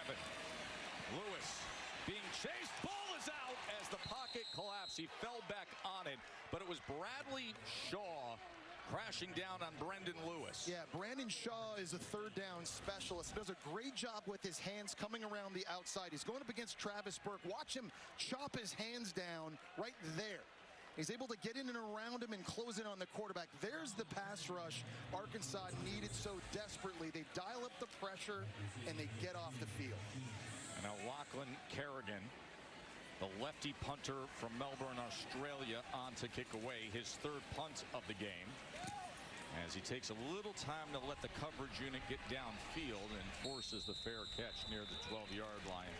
on offense, big part because of their big left guard, Fernando Carmona, doing some good work here, and a touchdown run by Russell, getting good foot position in front of the nose guard, opening up a crease, also showing you his ability to pull and kick out defenders on a touchdown run here by Mike Washington. Where I think he's really special, though, is in pass pro. A little stunt and game action up front from Memphis. You pass off the tackle, and you lock out the defensive end. This is the best offensive lineman I've evaluated on film. He's playing well today. Yeah, you didn't hesitate in saying that as Green is tripped up immediately in the backfield that time. That was a heck of a play, and they needed that from Chris Bracey. It was very early. I mean, you started watching film right away, and you said, yeah, he's that guy. Well, and we watched him last year, Joe. He was the starting left tackle for Arkansas, playing a little bit out of position, had some ups and downs. He's playing his natural spot now in at guard, and he's a nasty dude. He's a bully that wants to beat people up in a phone booth, and he's been doing it every single game early this year. Yeah, that body type screams guard. Incomplete on 2nd 13. Katie. Yeah, Jess, Carmona told me he enjoyed his time playing left tackle, but he was born to play guard. He said at tackle you have to play with finesse out in space, and now at guard you're just flanked by two guys. Everything happens so much faster in tight quarters. He said it's like you're fighting in a back alley brawl every single snap, and he said it's his position now fits his gritty, tough mentality. He says he loves moving inside. When you can barely fit a credit card between the bottom of the helmet and the top of the shoulder pads, yes, you're a natural-born guard. 3rd and 13.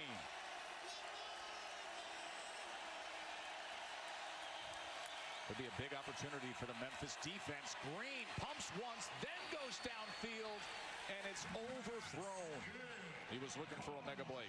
Yeah, that time Memphis dialed up some more pressure, linebacker level, and the coverage downfield forced Taylor Green to just have to hold on to it for a split second. Really nice job by Jaden Dennis at coverage. Remember, he had the interception earlier in the game. He's starting this one because Chauncey Logan is out with an injury.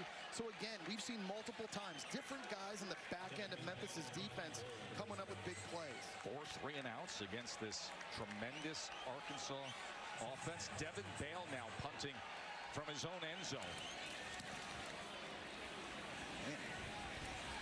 Look at this punt as he drives Sutton Smith all the way back, retreating to the 26-yard line, and then able to make up some ground on the return. But a great job by the Memphis defense.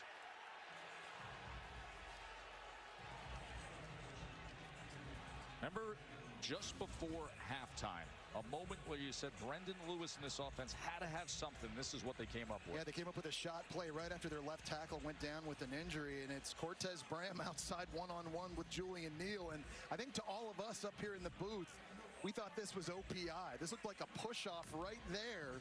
It ended up getting called defensive pass interference, and the touchdown stood.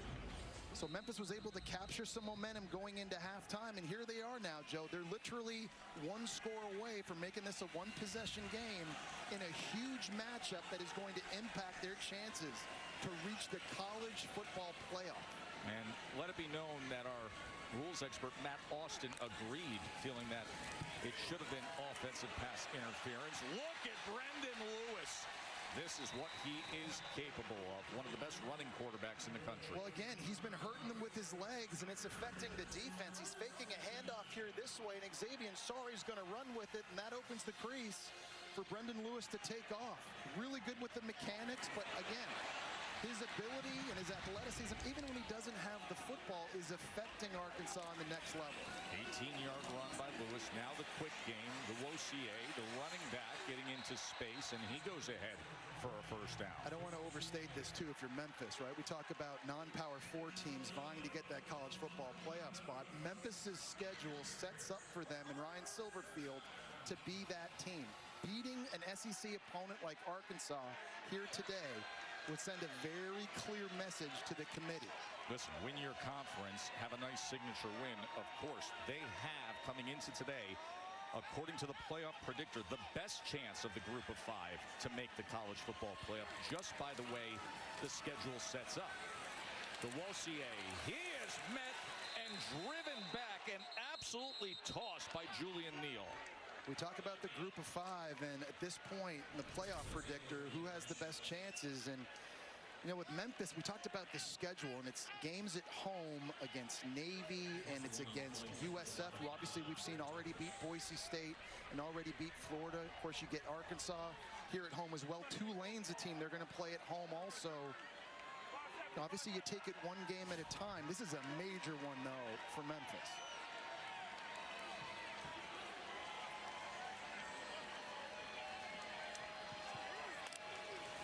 Second and 11. Lewis taken down. He is torn down by Quincy Rhodes. Well, nobody blocked Quincy Rhodes that time coming off the ball. Everybody from Memphis's O-line is sliding to their right, and they completely forget about this guy right here. He just comes off the ball and just chases down the quarterback and gets the second sack now in 2 drives. Pass rush was a problem. That was a question mark. Arkansas is answering that here early in the second half. Seems every SEC program every year has an athlete like Quincy Rhodes, 6'6", 275, get off the bus first. He's the get off the bus first guy for Arkansas. Here's Sutton Smith as he wiggles his way inside the 30-yard line, tackled by Worth. Okay, now you come on, you kick the field goal. Ryan Silverfield, he's been aggressive. He's taken chances. He's tried onside kicks. He's tried double passes. Kick the field goal. You make this a one-possession game. Lots of football still to go here. I like the call. Gianni Spedic already missed early in the first half. This is another long field goal for their kicker. 47-yard attempt for Spedic.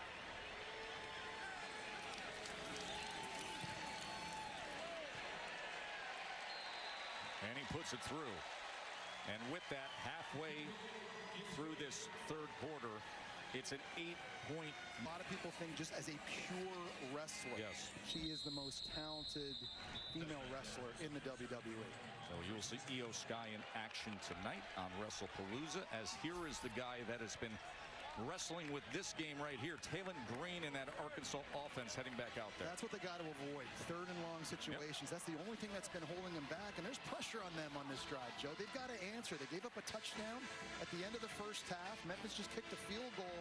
The momentum is squarely on the side of Memphis right now, playing at home. Taylon Green has to lead this offense down the field to score points.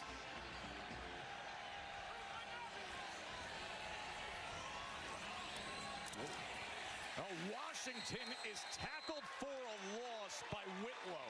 Yeah, William Whitlow at 260 pounds is really good at making himself skinny. He just completely split the left tackle and the left guard and just sliced into the backfield and make this stop. Really good job. Wasn't even touched virtually, and a first-team all-conference performer a year ago for Memphis makes a big play in the backfield. And we talked about Arkansas. You got to avoid third and long. That's not a good start and way to do it.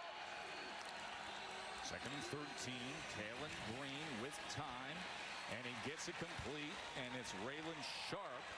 That's first completion after 5 straight incompletions for Green. Yeah, they're trying to find the middle of the field here in attack. They've had some success doing that. Raylan Sharp, not the biggest receiver, only 5'9", 169, but a guy who's dangerous in space. And after giving up the negative play, it's nice to just be able to bounce back from that and just stroke one for a big completion downfield to move the sticks. 17 yards on the completion.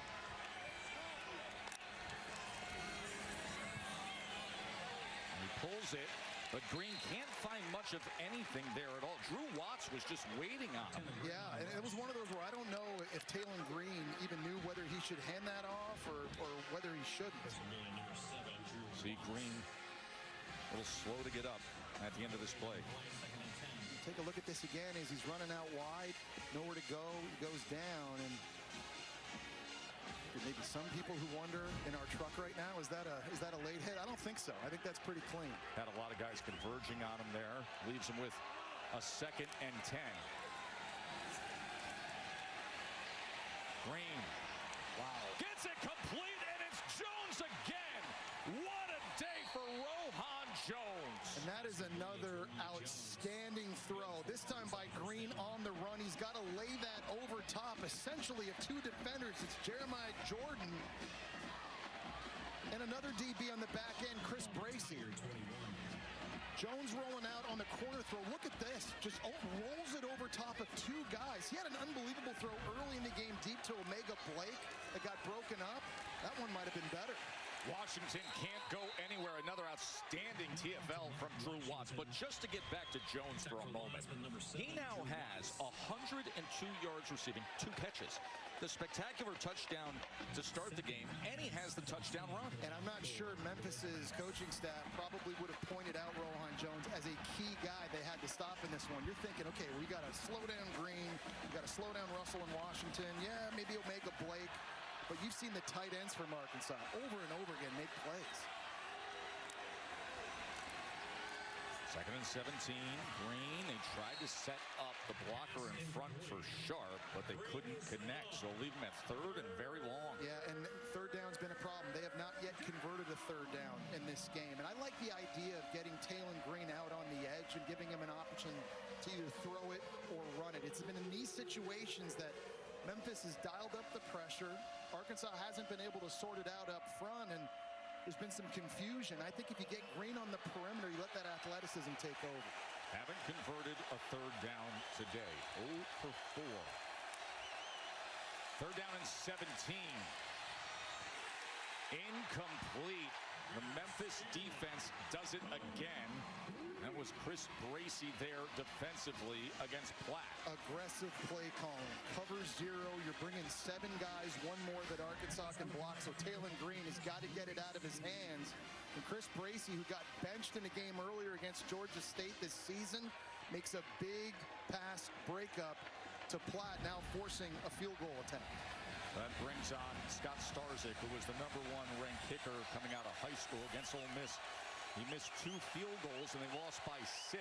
This a 46-yard attempt. Great lift and rotation as he puts it right on through Miami. That is coming your way. We've got a 31-20 game here.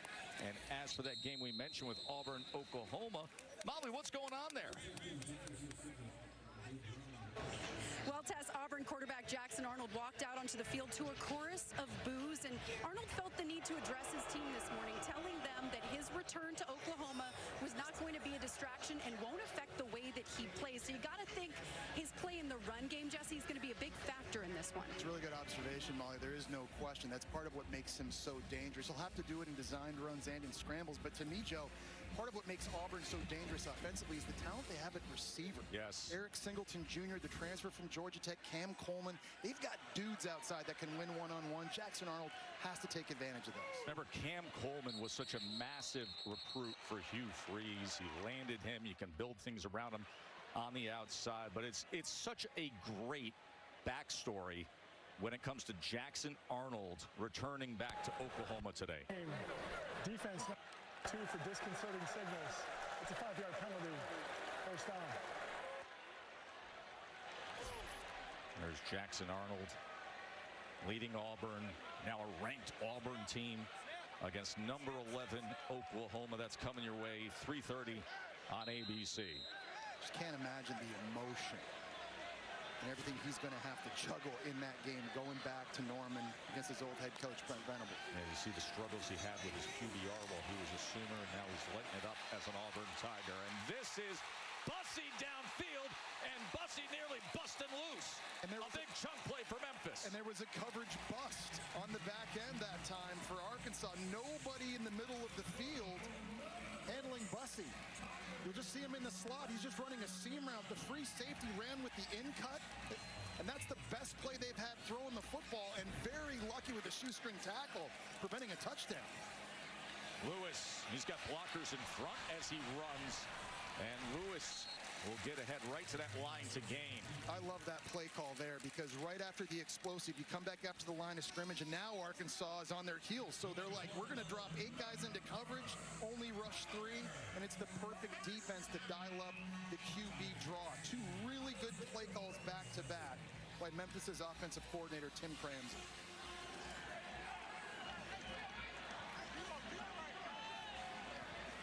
40-yard pass moments ago, the longest play of the game for Memphis.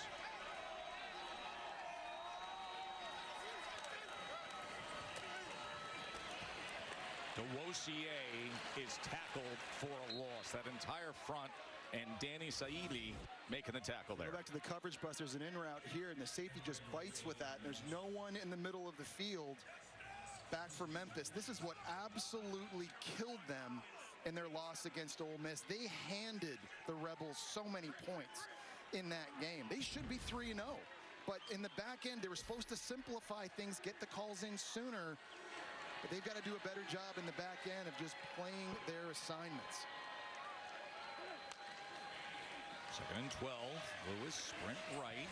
Gets it into space to Braham, and Braham spinning for extra yardage as he gets it down towards the 10-yard line. That's where the sticks were. I'll go back to it again. It's been a different Brendan Lewis, and I think you're seeing his maturity pay off here in a massive game. We've talked about the impact this has on the college football playoff. Playing against an SEC opponent, they've been down by a lot.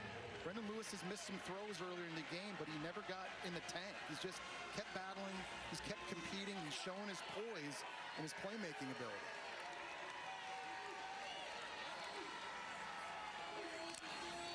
First and goal. Quarterback run. Lewis right into the end zone. Brendan Lewis with the touchdown run.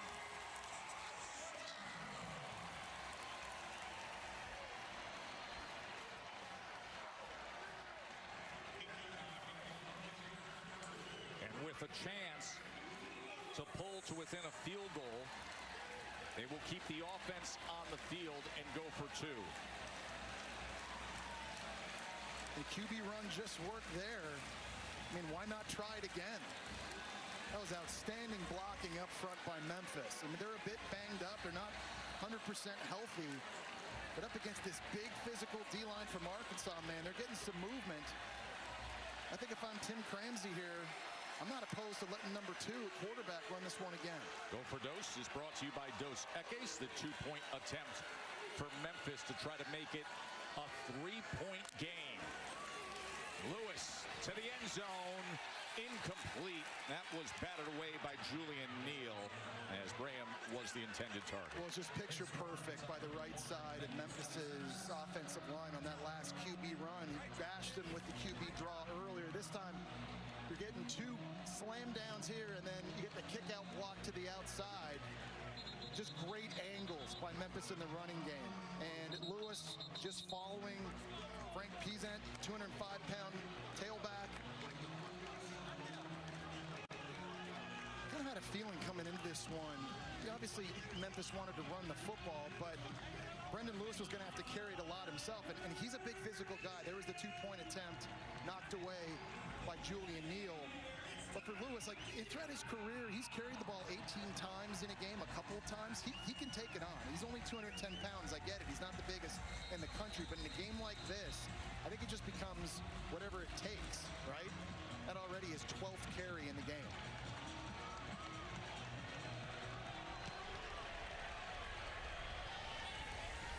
(31-26). Let's go to the studio. Kevin, what's going on?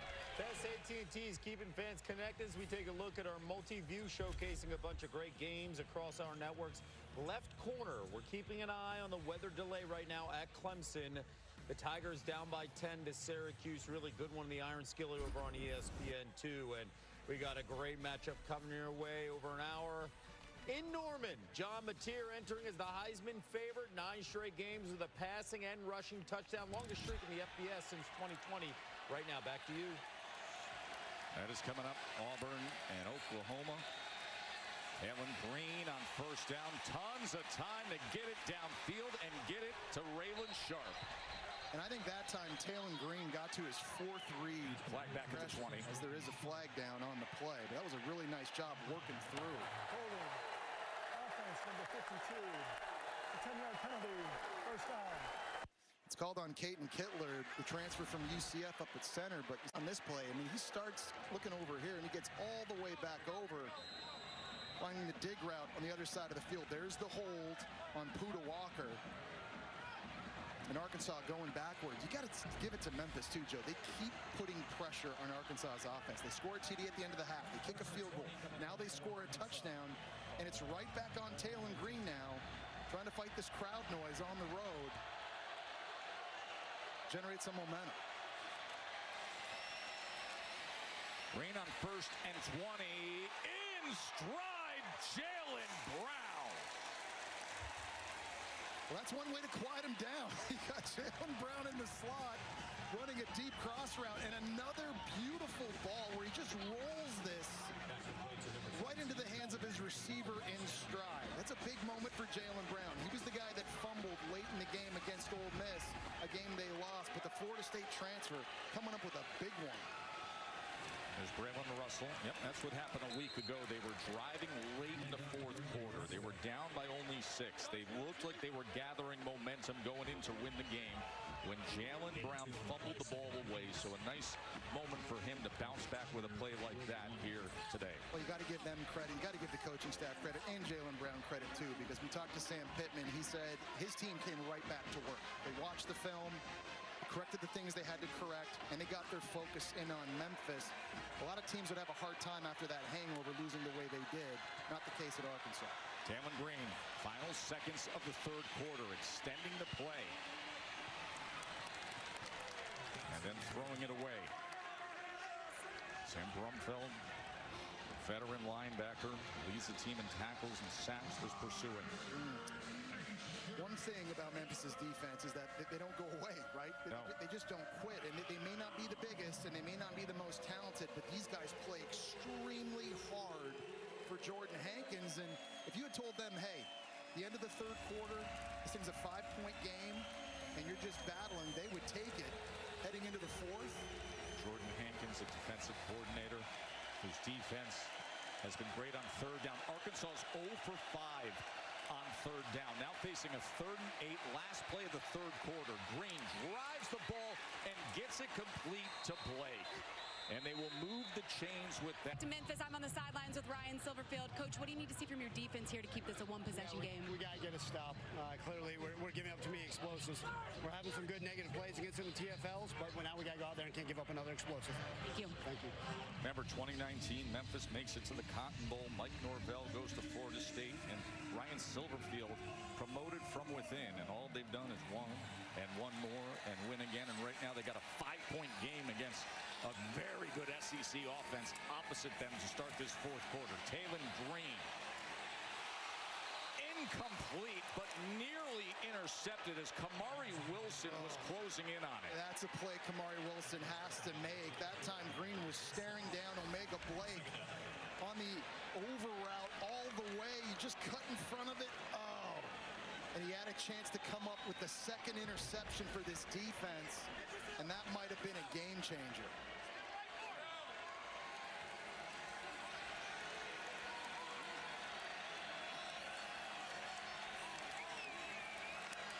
Second and 10.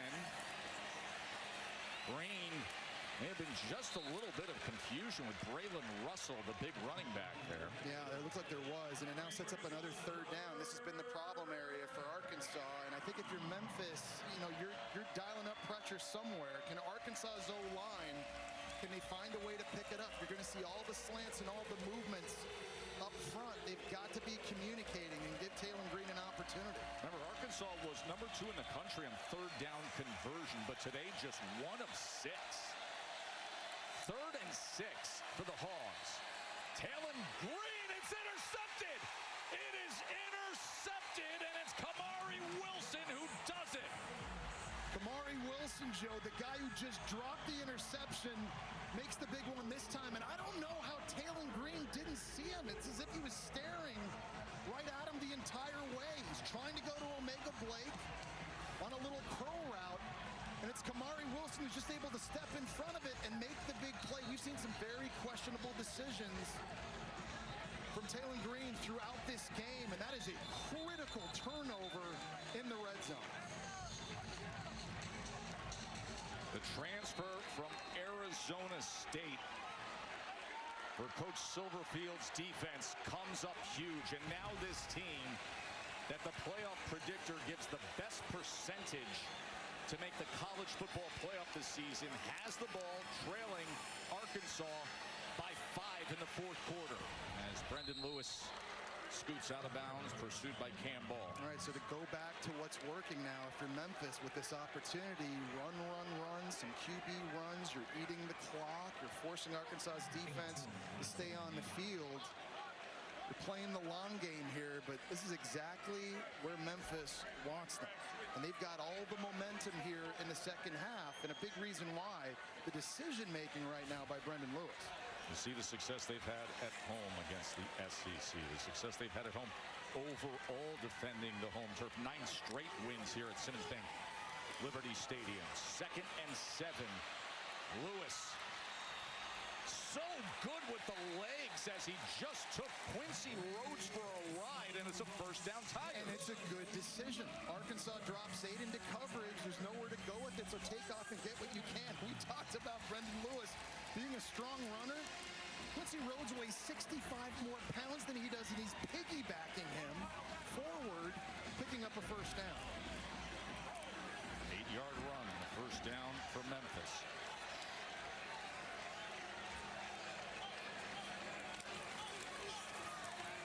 Sutton Smith, as Smith will have another first down for Memphis. Really nice block by Chris Adams at left tackle. He went down at the end of the first half with an injury. He's working against Quincy Rhodes one-on-one. He's probably not 100% himself, but he got a great block there to the left-hand side right in here, which helps Sutton Smith get that edge. If you're going to be able to run to the outside, you have to be able to seal the edges. And right now, Memphis doing a good job of that in the run game. Sealing that edge by Adams. Made for an 11-yard run for Sutton Smith.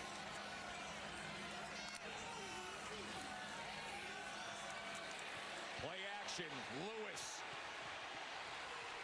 Fighting for the ball, and it is picked off by Julian Neal. It was a one-on-one battle against Bussey, and Julian Neal comes up with the interception for Arkansas. And that was the deal where who wants it more? Bussey, it looked like, got behind Julian Neal, but the ball hung up in the air a really long time. Each team with a turnover in the second half. Taylon Green checks down to Mike Washington. Washington able to spin and get a few extra yards. I think Arkansas has to be able to run the ball, and they haven't had the success they're accustomed to having. They've been held to under 100 yards rushing in this game. You got to give Memphis's defense tons of credit. They are a bit undersized, but they're flying around creating chaos. And what a big moment here on a 3rd and short for them to try to make another stop and get the ball back. Mike Washington, the starting running back, only has 12 rushing yards. He is in there on 3rd and 2. Think about you see the numbers. They're a type of 3rd down team they've been this year compared to today. Green pulls it. It was the right decision. And with those long strides, he gobbles up field. He does such a good job with the slow mesh in the running back, and it just fools everyone on defense thinking Washington has it. Just watch how long this ball is in the belly, pulls it out at the last second. 3 defenders run with Washington, and then Taylon Green able to use his speed around the outside. He's got really good fundamentals and ball handling mechanics on these zone read meshes. And you saw Jaden Platt finding work downfield and getting the best of Cooper.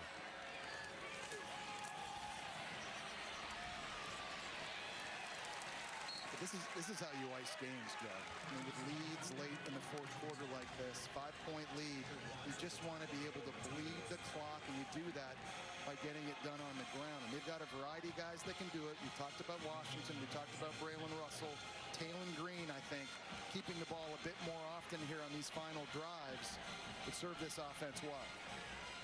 Been an interesting early afternoon here in Memphis. This Arkansas team came in with this loaded offense. This Memphis team searching for their first 4-0 start since 2019, and all the prospect of what could be ahead this season as a Group of 5 contender to make the college football playoff, and back and forth they've gone. I like that play call. It's an RPO where it's designed run, but if Taylon Green decides he's got a better look and option outside, spitting it out to Omega Blake, he's going to take it. And that little play right there, that's like a sweep play essentially.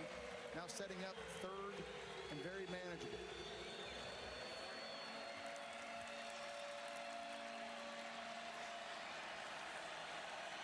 Third down and 10. Green. Can he do it with his legs with ease and more? Look at Talon Green. A flag is down back at the 32-yard line. We will check on that. I think it's going to be holding on Omega Blake from Arkansas. Tangled up one-on-one. It might be defensive holding because it looked like the defender was also tugging him as well.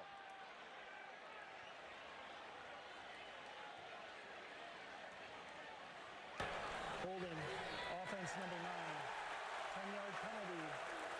It's still third down. Take a look at Omega Blake here. He's on the outside.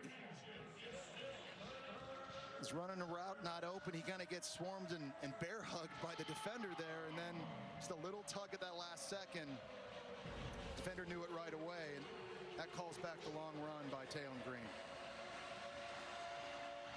So that brings the ball back to the 45-yard line.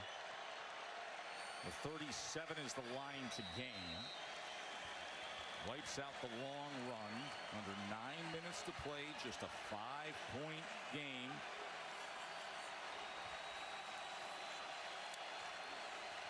Green back to pass. And he gets it complete for a first down to Omega Blake. Wow, and that was a very tight window there, throwing a curl route. He fit this thing in between 2 Memphis defenders over to the right-hand side. He's gotten himself in trouble throwing a couple picks early for bad decision-making, but that had conviction written all over it. Beautiful throw. So they were 2 for 2 now, Jesse, on third down on this drive. They started the game 0 for 6 on third down, and they get that third down conversion.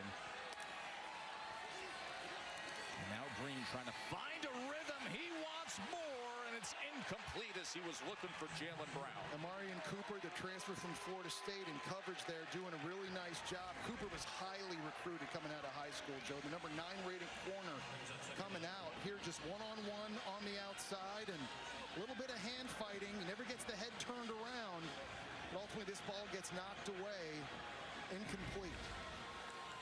Amarian Cooper was part of that Florida State Seminoles defense that lost at home to Memphis.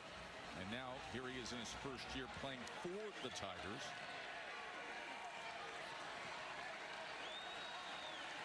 Second down and 10.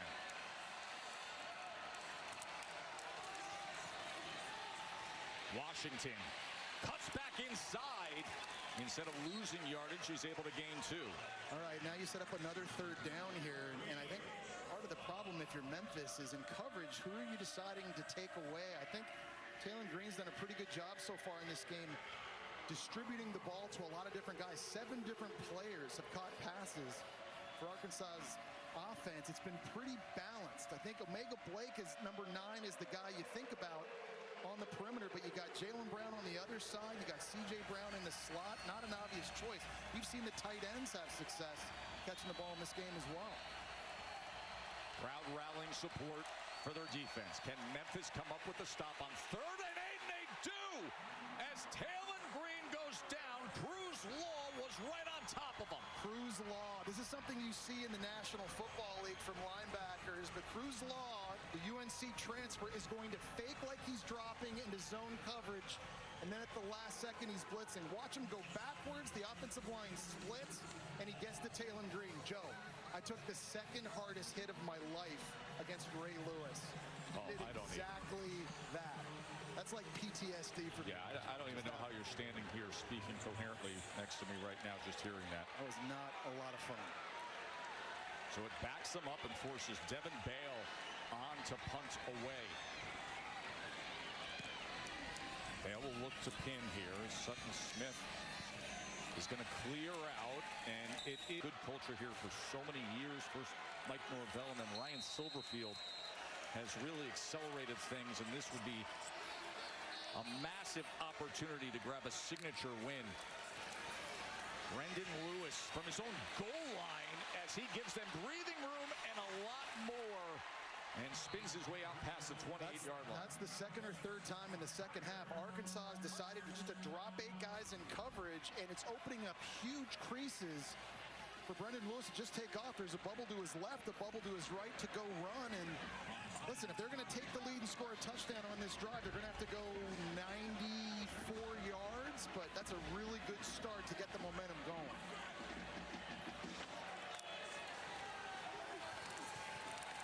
Lewis, there's pressure right up the middle.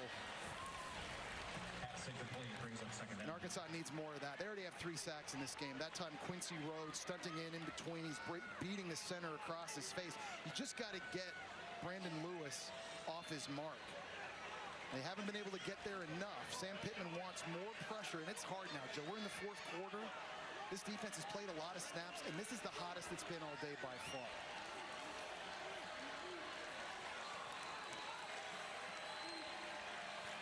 Second down and 10.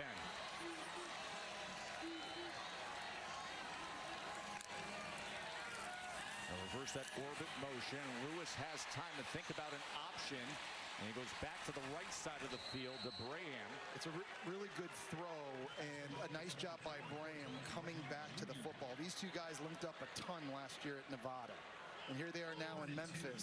The game on the line late. Of course, Braham had the big touchdown catch at the end of the first half, but they've got a connection. They've got chemistry. And these two need to be on the same page on this drive. He has targeted him 8 times in this game. And now a 3rd down and 2.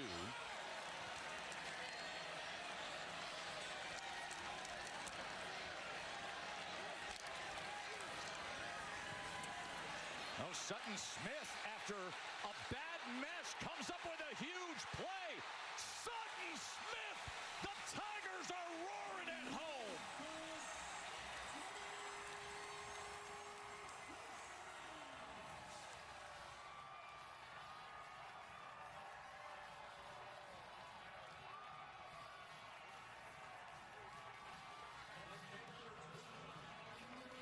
And what an unbelievable individual effort by Sutton Smith. Xavier Sorey here is going to have an opportunity to make the tackle, but the 185-pound Smith just stiff arms him right in the face.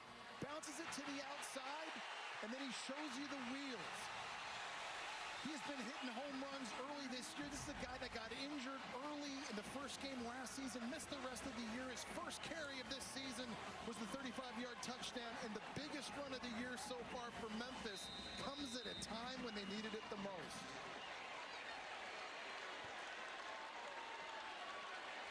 Their 5th explosive play of the game of over 20 yards, and now the 2-point attempt to try to make it a field goal margin. Lewis to the end zone, and it's incomplete. Coming out of Denton, Texas, when he decided to go to Oklahoma. Now he returns to Oklahoma as Auburn's star quarterback, Jesse. That game's at 3:30. I can't wait. The cat and mouse game between him and his old coach, Brent Venables, calling plays for Oklahoma. It's going to be a lot of fun. Now, at the time, Memphis, we'll go back earlier today. Remember, they did have the missed field goal earlier today, so there's points they could have had added to this current 1-point lead. But at the time, they were coming back. They were going for 2. They came up 0 for 2 on the 2-point conversions. That is why we have just a 1-point margin right now, a 1-point lead for Memphis, 32-31 with under 5 minutes to play. Longest active win streak in FBS. Talon Green taking his time, looking for an option and overthrowing Jaden Platt.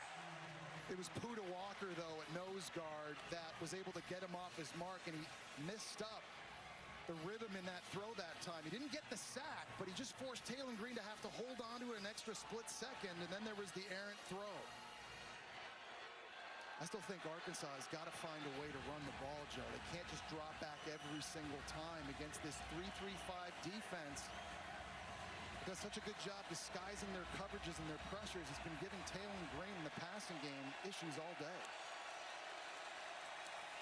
Mike Washington with a blocker in front as Washington gets the first down for Arkansas. I like that. Get back to the run game with the big fellas, and you're pulling your right guard, you're pulling their left guard. 55 Carmona, you see him right there. He's able to seal and open up a big crease for Washington to run through. Arkansas is not going to be in a hurry here. They're going to let the clock bleed down as far as it can go. But I think they've got to be physical. This is where you have to win in the trenches if you're going to come back and win this thing. So Kobe Branham as well getting out in front on that last run play that went for 17 yards. Green quick to the outside as he gets it to a Mega Blake. He's out to the 49-yard line. See the far sideline pointing down, thinking they had a play on the ball there at the end of that play. Saying he fumbled, and The ruling on the field was the runner's knee was down. this is close, Joe, because Drew Watts comes flying in at linebacker to make a tackle, and for a second the ball gets away from Omega Blake. 2nd and 3. Washington again. Mike Washington with a good run, and the Hogs are on the go. Yeah, those big bodies up front now are getting push, and they're starting to figure out some of this movement and the slanting up front from Memphis. This going to the left. You get Washington up on the safety, Kamari Wilson. He goes up and over to move the chains. Another 12-yard run there.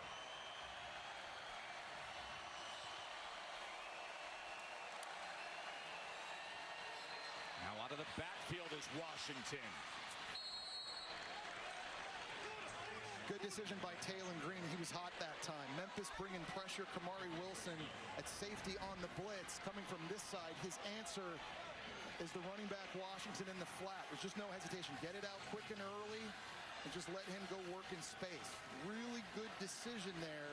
And having a nice answer and knowing where your answer is built in against pressure. See the concern on the home fans. Trying to come up with a defensive stop as Mike Washington is having his way against this defense on this drive. It really is, and they're running to the perimeter, Joe. We saw a big run to the left earlier. This time now running to the right. It's the outside stretch zone that's working. I think Arkansas, you let this thing go down to the 2-minute timeout. Regroup. Think about the strategy here. I got to imagine that includes just running the football as long as you can. Take as many seconds off this clock as possible. Coming to the 2-minute timeout.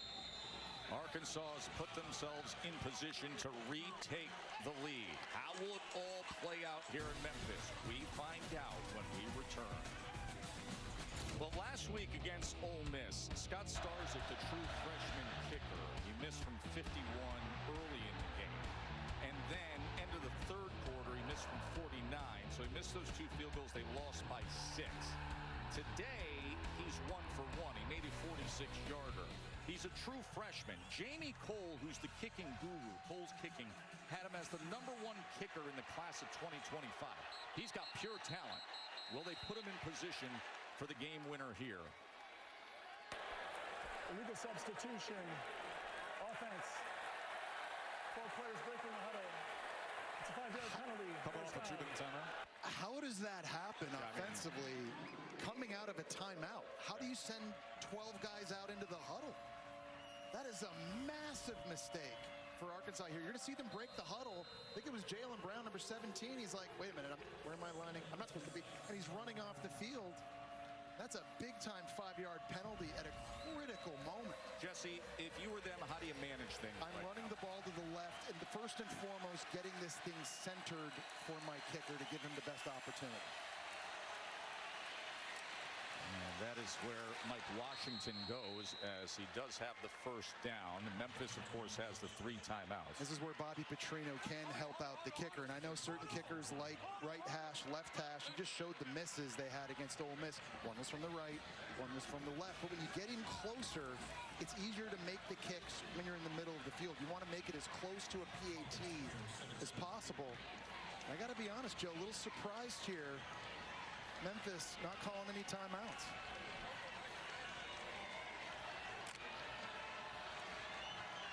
Sam Pittman, veteran coach, got this talented offense opposite a feisty Memphis team today as Washington takes it straight ahead. May not need the kicker if Washington keeps running like that, Jesse. Yeah, well, Memphis finally now takes their first time out. And to me, I'm thinking, look, I don't know if we're going to be able to stop them running the football. They're probably going to get a field goal attempt. I got to anticipate that they may retake the lead, but I got to save myself as many seconds as I can to have an opportunity to have Brendan Lewis lead us down the field. I think that was a missed opportunity, calling a timeout a little bit too late. Scott Starzik awaits. Sam Pittman said last week that loss to Ole Miss, and he said that one stung. It took a couple days of guys just resetting the mindset. Then they had middle of the week really strong practices, knowing you're coming here to Memphis, of a team that from the group of 5 believes that they can be the team to make the college football playoff as a conference champion. And they have fought back in this second half to take a 1-point lead before this long, sustained drive by Arkansas. And I think if you're Arkansas, you don't necessarily want to leave it up to Starzik at kicker. If you can end this thing running the football, this offensive line can get a push. We talked about Fernando Carmona, some of the physical guys they've got up front. They'd like to put this in their own hands. They've run the same running play the last 2 plays. They're lined up in the exact same formation again. Washington again, he's met, but he does surge ahead to what should be a first down. He was met by Cruz Law. Memphis is saying they've got the football. They are claiming they have the football as the officials are looking to separate the players. I think Washington was down. The ball did come out after his elbow went down. Chris the referee Bracey just was off signaled Memphis ball. The ruling on the field is the ball carrier was down by rule for a first down. No, the officials at the end of that play said first down Arkansas. Watch the right elbow. That's the first thing it's going to touch. You can't really see it there. There's a defender coming in. He's able to punch it out. Wait a minute. Was that elbow down? Well, his right knee is on top of a defensive player. It was Chris Bracey coming in. That ball comes out. The ruling on the field of the ball carrier being down is under further victory. Chris Bracey punches the ball out as you see it on the replay. Matt Austin, our rules expert, what say you? Yeah, Joe, you're exactly right. The ball is punched out. There's no knee on the ground, no elbow yet. That's a fumble recovered by Memphis. Watch the right knee, Jesse. It's on top of a player. It's on top of a player, and there's Bracey knocking it loose. You could not have come up with a bigger play in a bigger moment. For a football team that's trying to not just win the conference, but potentially play in the college football playoff, this is arguably the most important game on their schedule if they're going to accomplish that. Time and time again, Memphis's DBs have come up with big ones. The ball absolutely comes loose before any knee hits the ground or elbow. That should be overturned, and that should become Memphis ball. Remember the sting we were just describing about last week against Ole Miss when they were driving, when they had momentum, and they fumbled the ball away against Ole Miss. And now here, we wait for this ruling, but it looks clear on the replay that this is going to be a fumble recovery, a forced fumble and recovery by Bracey. And Memphis would be taking over with 1:18 to play. Well, the call on the field was that he was down, so you need indisputable video evidence to overturn this. I think you have it. That's it's clear. That ball's punched out.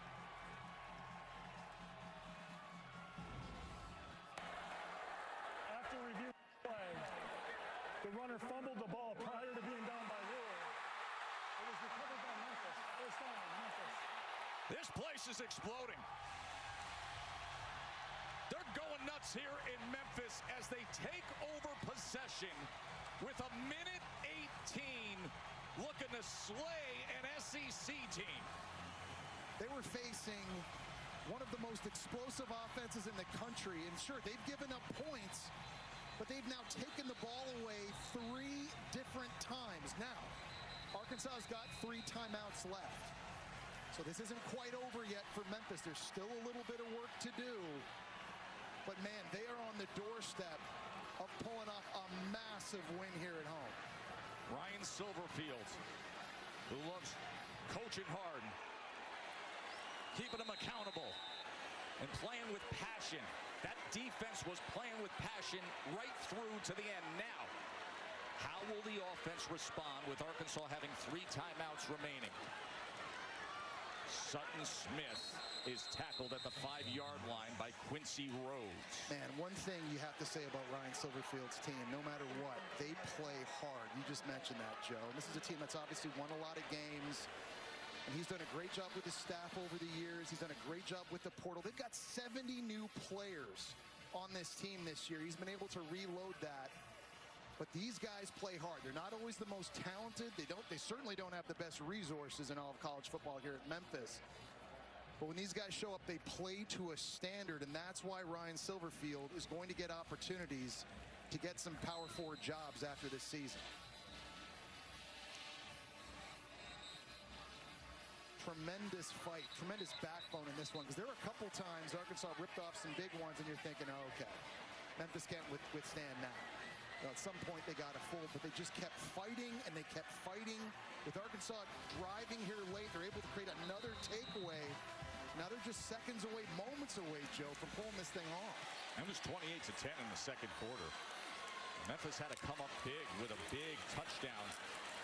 As Brendan Lewis, as he takes it ahead. Remember, now 2 timeouts remaining for Arkansas, so they will exhaust that second. And we've mentioned the sting of last week. A fumble late in the game when you're driving to win the game. This was Jalen Brown last week as Brown fumbled against Ole Miss when they felt so confident with where this was headed. And what was so frustrating, I think, was even after all the coverage busts and all the defensive penalties on 3rd and 4th down and the missed field goals, they still had an opportunity to win that game. And it's really no different today. You see Washington here on that last drive, the ball coming out. They've turned it over 3 times. Their defense has given up big ones, and still they have the talent to overcome that, but you can't make those critical errors late. Now, 3rd and 8, they got to run the ball again if you're Memphis. Force the last timeout. Force the last timeout, and then you're going to have to punt, and you're expecting Arkansas to come after this thing. No doubt. On punt. So again, this thing isn't quite over yet. Oh, no. And Arkansas may get an opportunity here with some ticks left in Memphis territory with the kicker. We've documented his misses against Ole Miss, but he also drilled a 53-yarder. Oh, he's got the late earlier talent this year against Alabama A&M. So all right, here's your 3rd and 8, Jesse. Far, far from over. I go QB run. QB run again. So here's your 3rd and 8. New quarterback out there. It's Arrington Maiden. Well, the helmet came off of Brendan Lewis, so Maiden comes in, the redshirt freshman. Coaches are very high on him, but this is a pressure situation on 3rd and 8. And he is going to run it ahead. And look at the extra effort. Look at this effort by Arrington Maiden, who comes into the game and comes up as big as you can. And keep in mind, that's a 390-pounder on the inside of the Arkansas defensive line. He didn't just run through him, Joe. First, Stephen Dix, a 245-pound linebacker, had a shot at him. Watch number 14 from Arkansas right there. And then he runs into the 390-pound Jaffrard and everybody else and somehow works his way through it all to move the chains, and that's ball game, Joe. Jaffrard is 6'5", 390 pounds, and the backup quarterback comes into the game on 3rd and 8 to put it away and carries defenders with him for a first down. In these situations, I don't understand why you just get in victory formation and take a knee. I think about Miami a little while back, running the ball against Georgia Tech in a similar situation. There being a random fumble, and Miami lost the game. I'd love to just see the quarterback under center taking a knee, walk out of here with the W. They trailed by 18, Jesse. It was 28-10 when they came up with that 38-yard touchdown just before halftime and starting rallying back the whole second half. This team has shown tremendous fight, tons of mental toughness. Ryan Silverfield here is going to take another timeout to make sure everyone's on the same page, but we talk about it. This is a team that has obviously had a lot of success, back-to-back 10-win seasons. They got a head coach in Ryan Silverfield who's a very, very hot commodity. A bunch of new faces on the field from a year ago, but they're still finding ways to get it done. They've got this schedule that lines up for them to be the non-Power 4 team reaching the college football playoff, and they took a massive step toward that, beating Arkansas here today. Remember, they have USF here at home They have Tulane here at home on a Friday night. They have now this win a snap away, thus the best chance of the group of 5 teams to make the college football playoff. American Conference Memphis just beat the SEC's Arkansas Razorbacks. One timeout remaining. They're going to have to go back. We're going to have to clear this field of fans. Arkansas did use the timeout there. But Memphis outscoring Arkansas 15-3 in the second half of this game, Jesse. Just tremendous composure and resolve. And we talked about Brendan Lewis coming over from Nevada, the 6-year senior, and the poise and the leadership down that much in the second half. Never faltered. And now Memphis has called another timeout. It's a timeout fest late. But really impressed. Just think, 70 new players on your team, and everyone's trying to get familiar with one another. And is there trust? Well, when you play the way you did today, and you win games like you did today, I think that says a lot about what they've got in the locker room and how special this team could be this season. 37 transfers this offseason. But we talked to Coach Silverfield about it. He said, you know, I've been here for 10 years. There's a culture here. We understand how to coach them, and the type of kid that comes here understands you're going to be coached really hard. You're going to be held accountable. We have goals to reach, and that's the only way you can do it at Memphis. And that's what they have done consistently now for years. And this one matters greatly.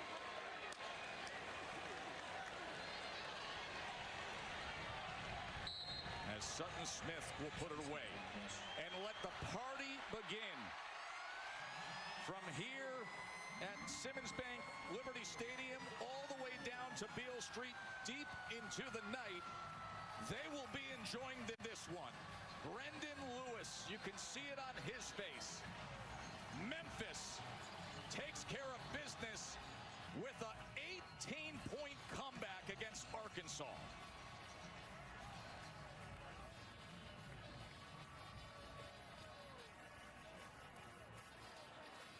So impressive, too, how Memphis just left it out on the field and the aggressive play calling throughout. They were trying onside kicks, double reverse passes, 2-point plays, and in the end, it all worked out for Ryan Silverfield. Katie's in the middle of it. Katie. Thanks, Tess. Coach Silverfield, between Bracey's forced fumble, Maiden's first down run, you take down another SEC team. What can you say about your team's fight? Just so proud of the resilience. You think about what happened at halftime. The guys came out. They continued to believe. It was an ugly first half, but the guys got a lot of heart and grit and integrity. I'm so pleased to be the head coach here. Go Tigers, go. Congratulations, Coach. Tess. Impressive stuff from Ryan Silverfield. 30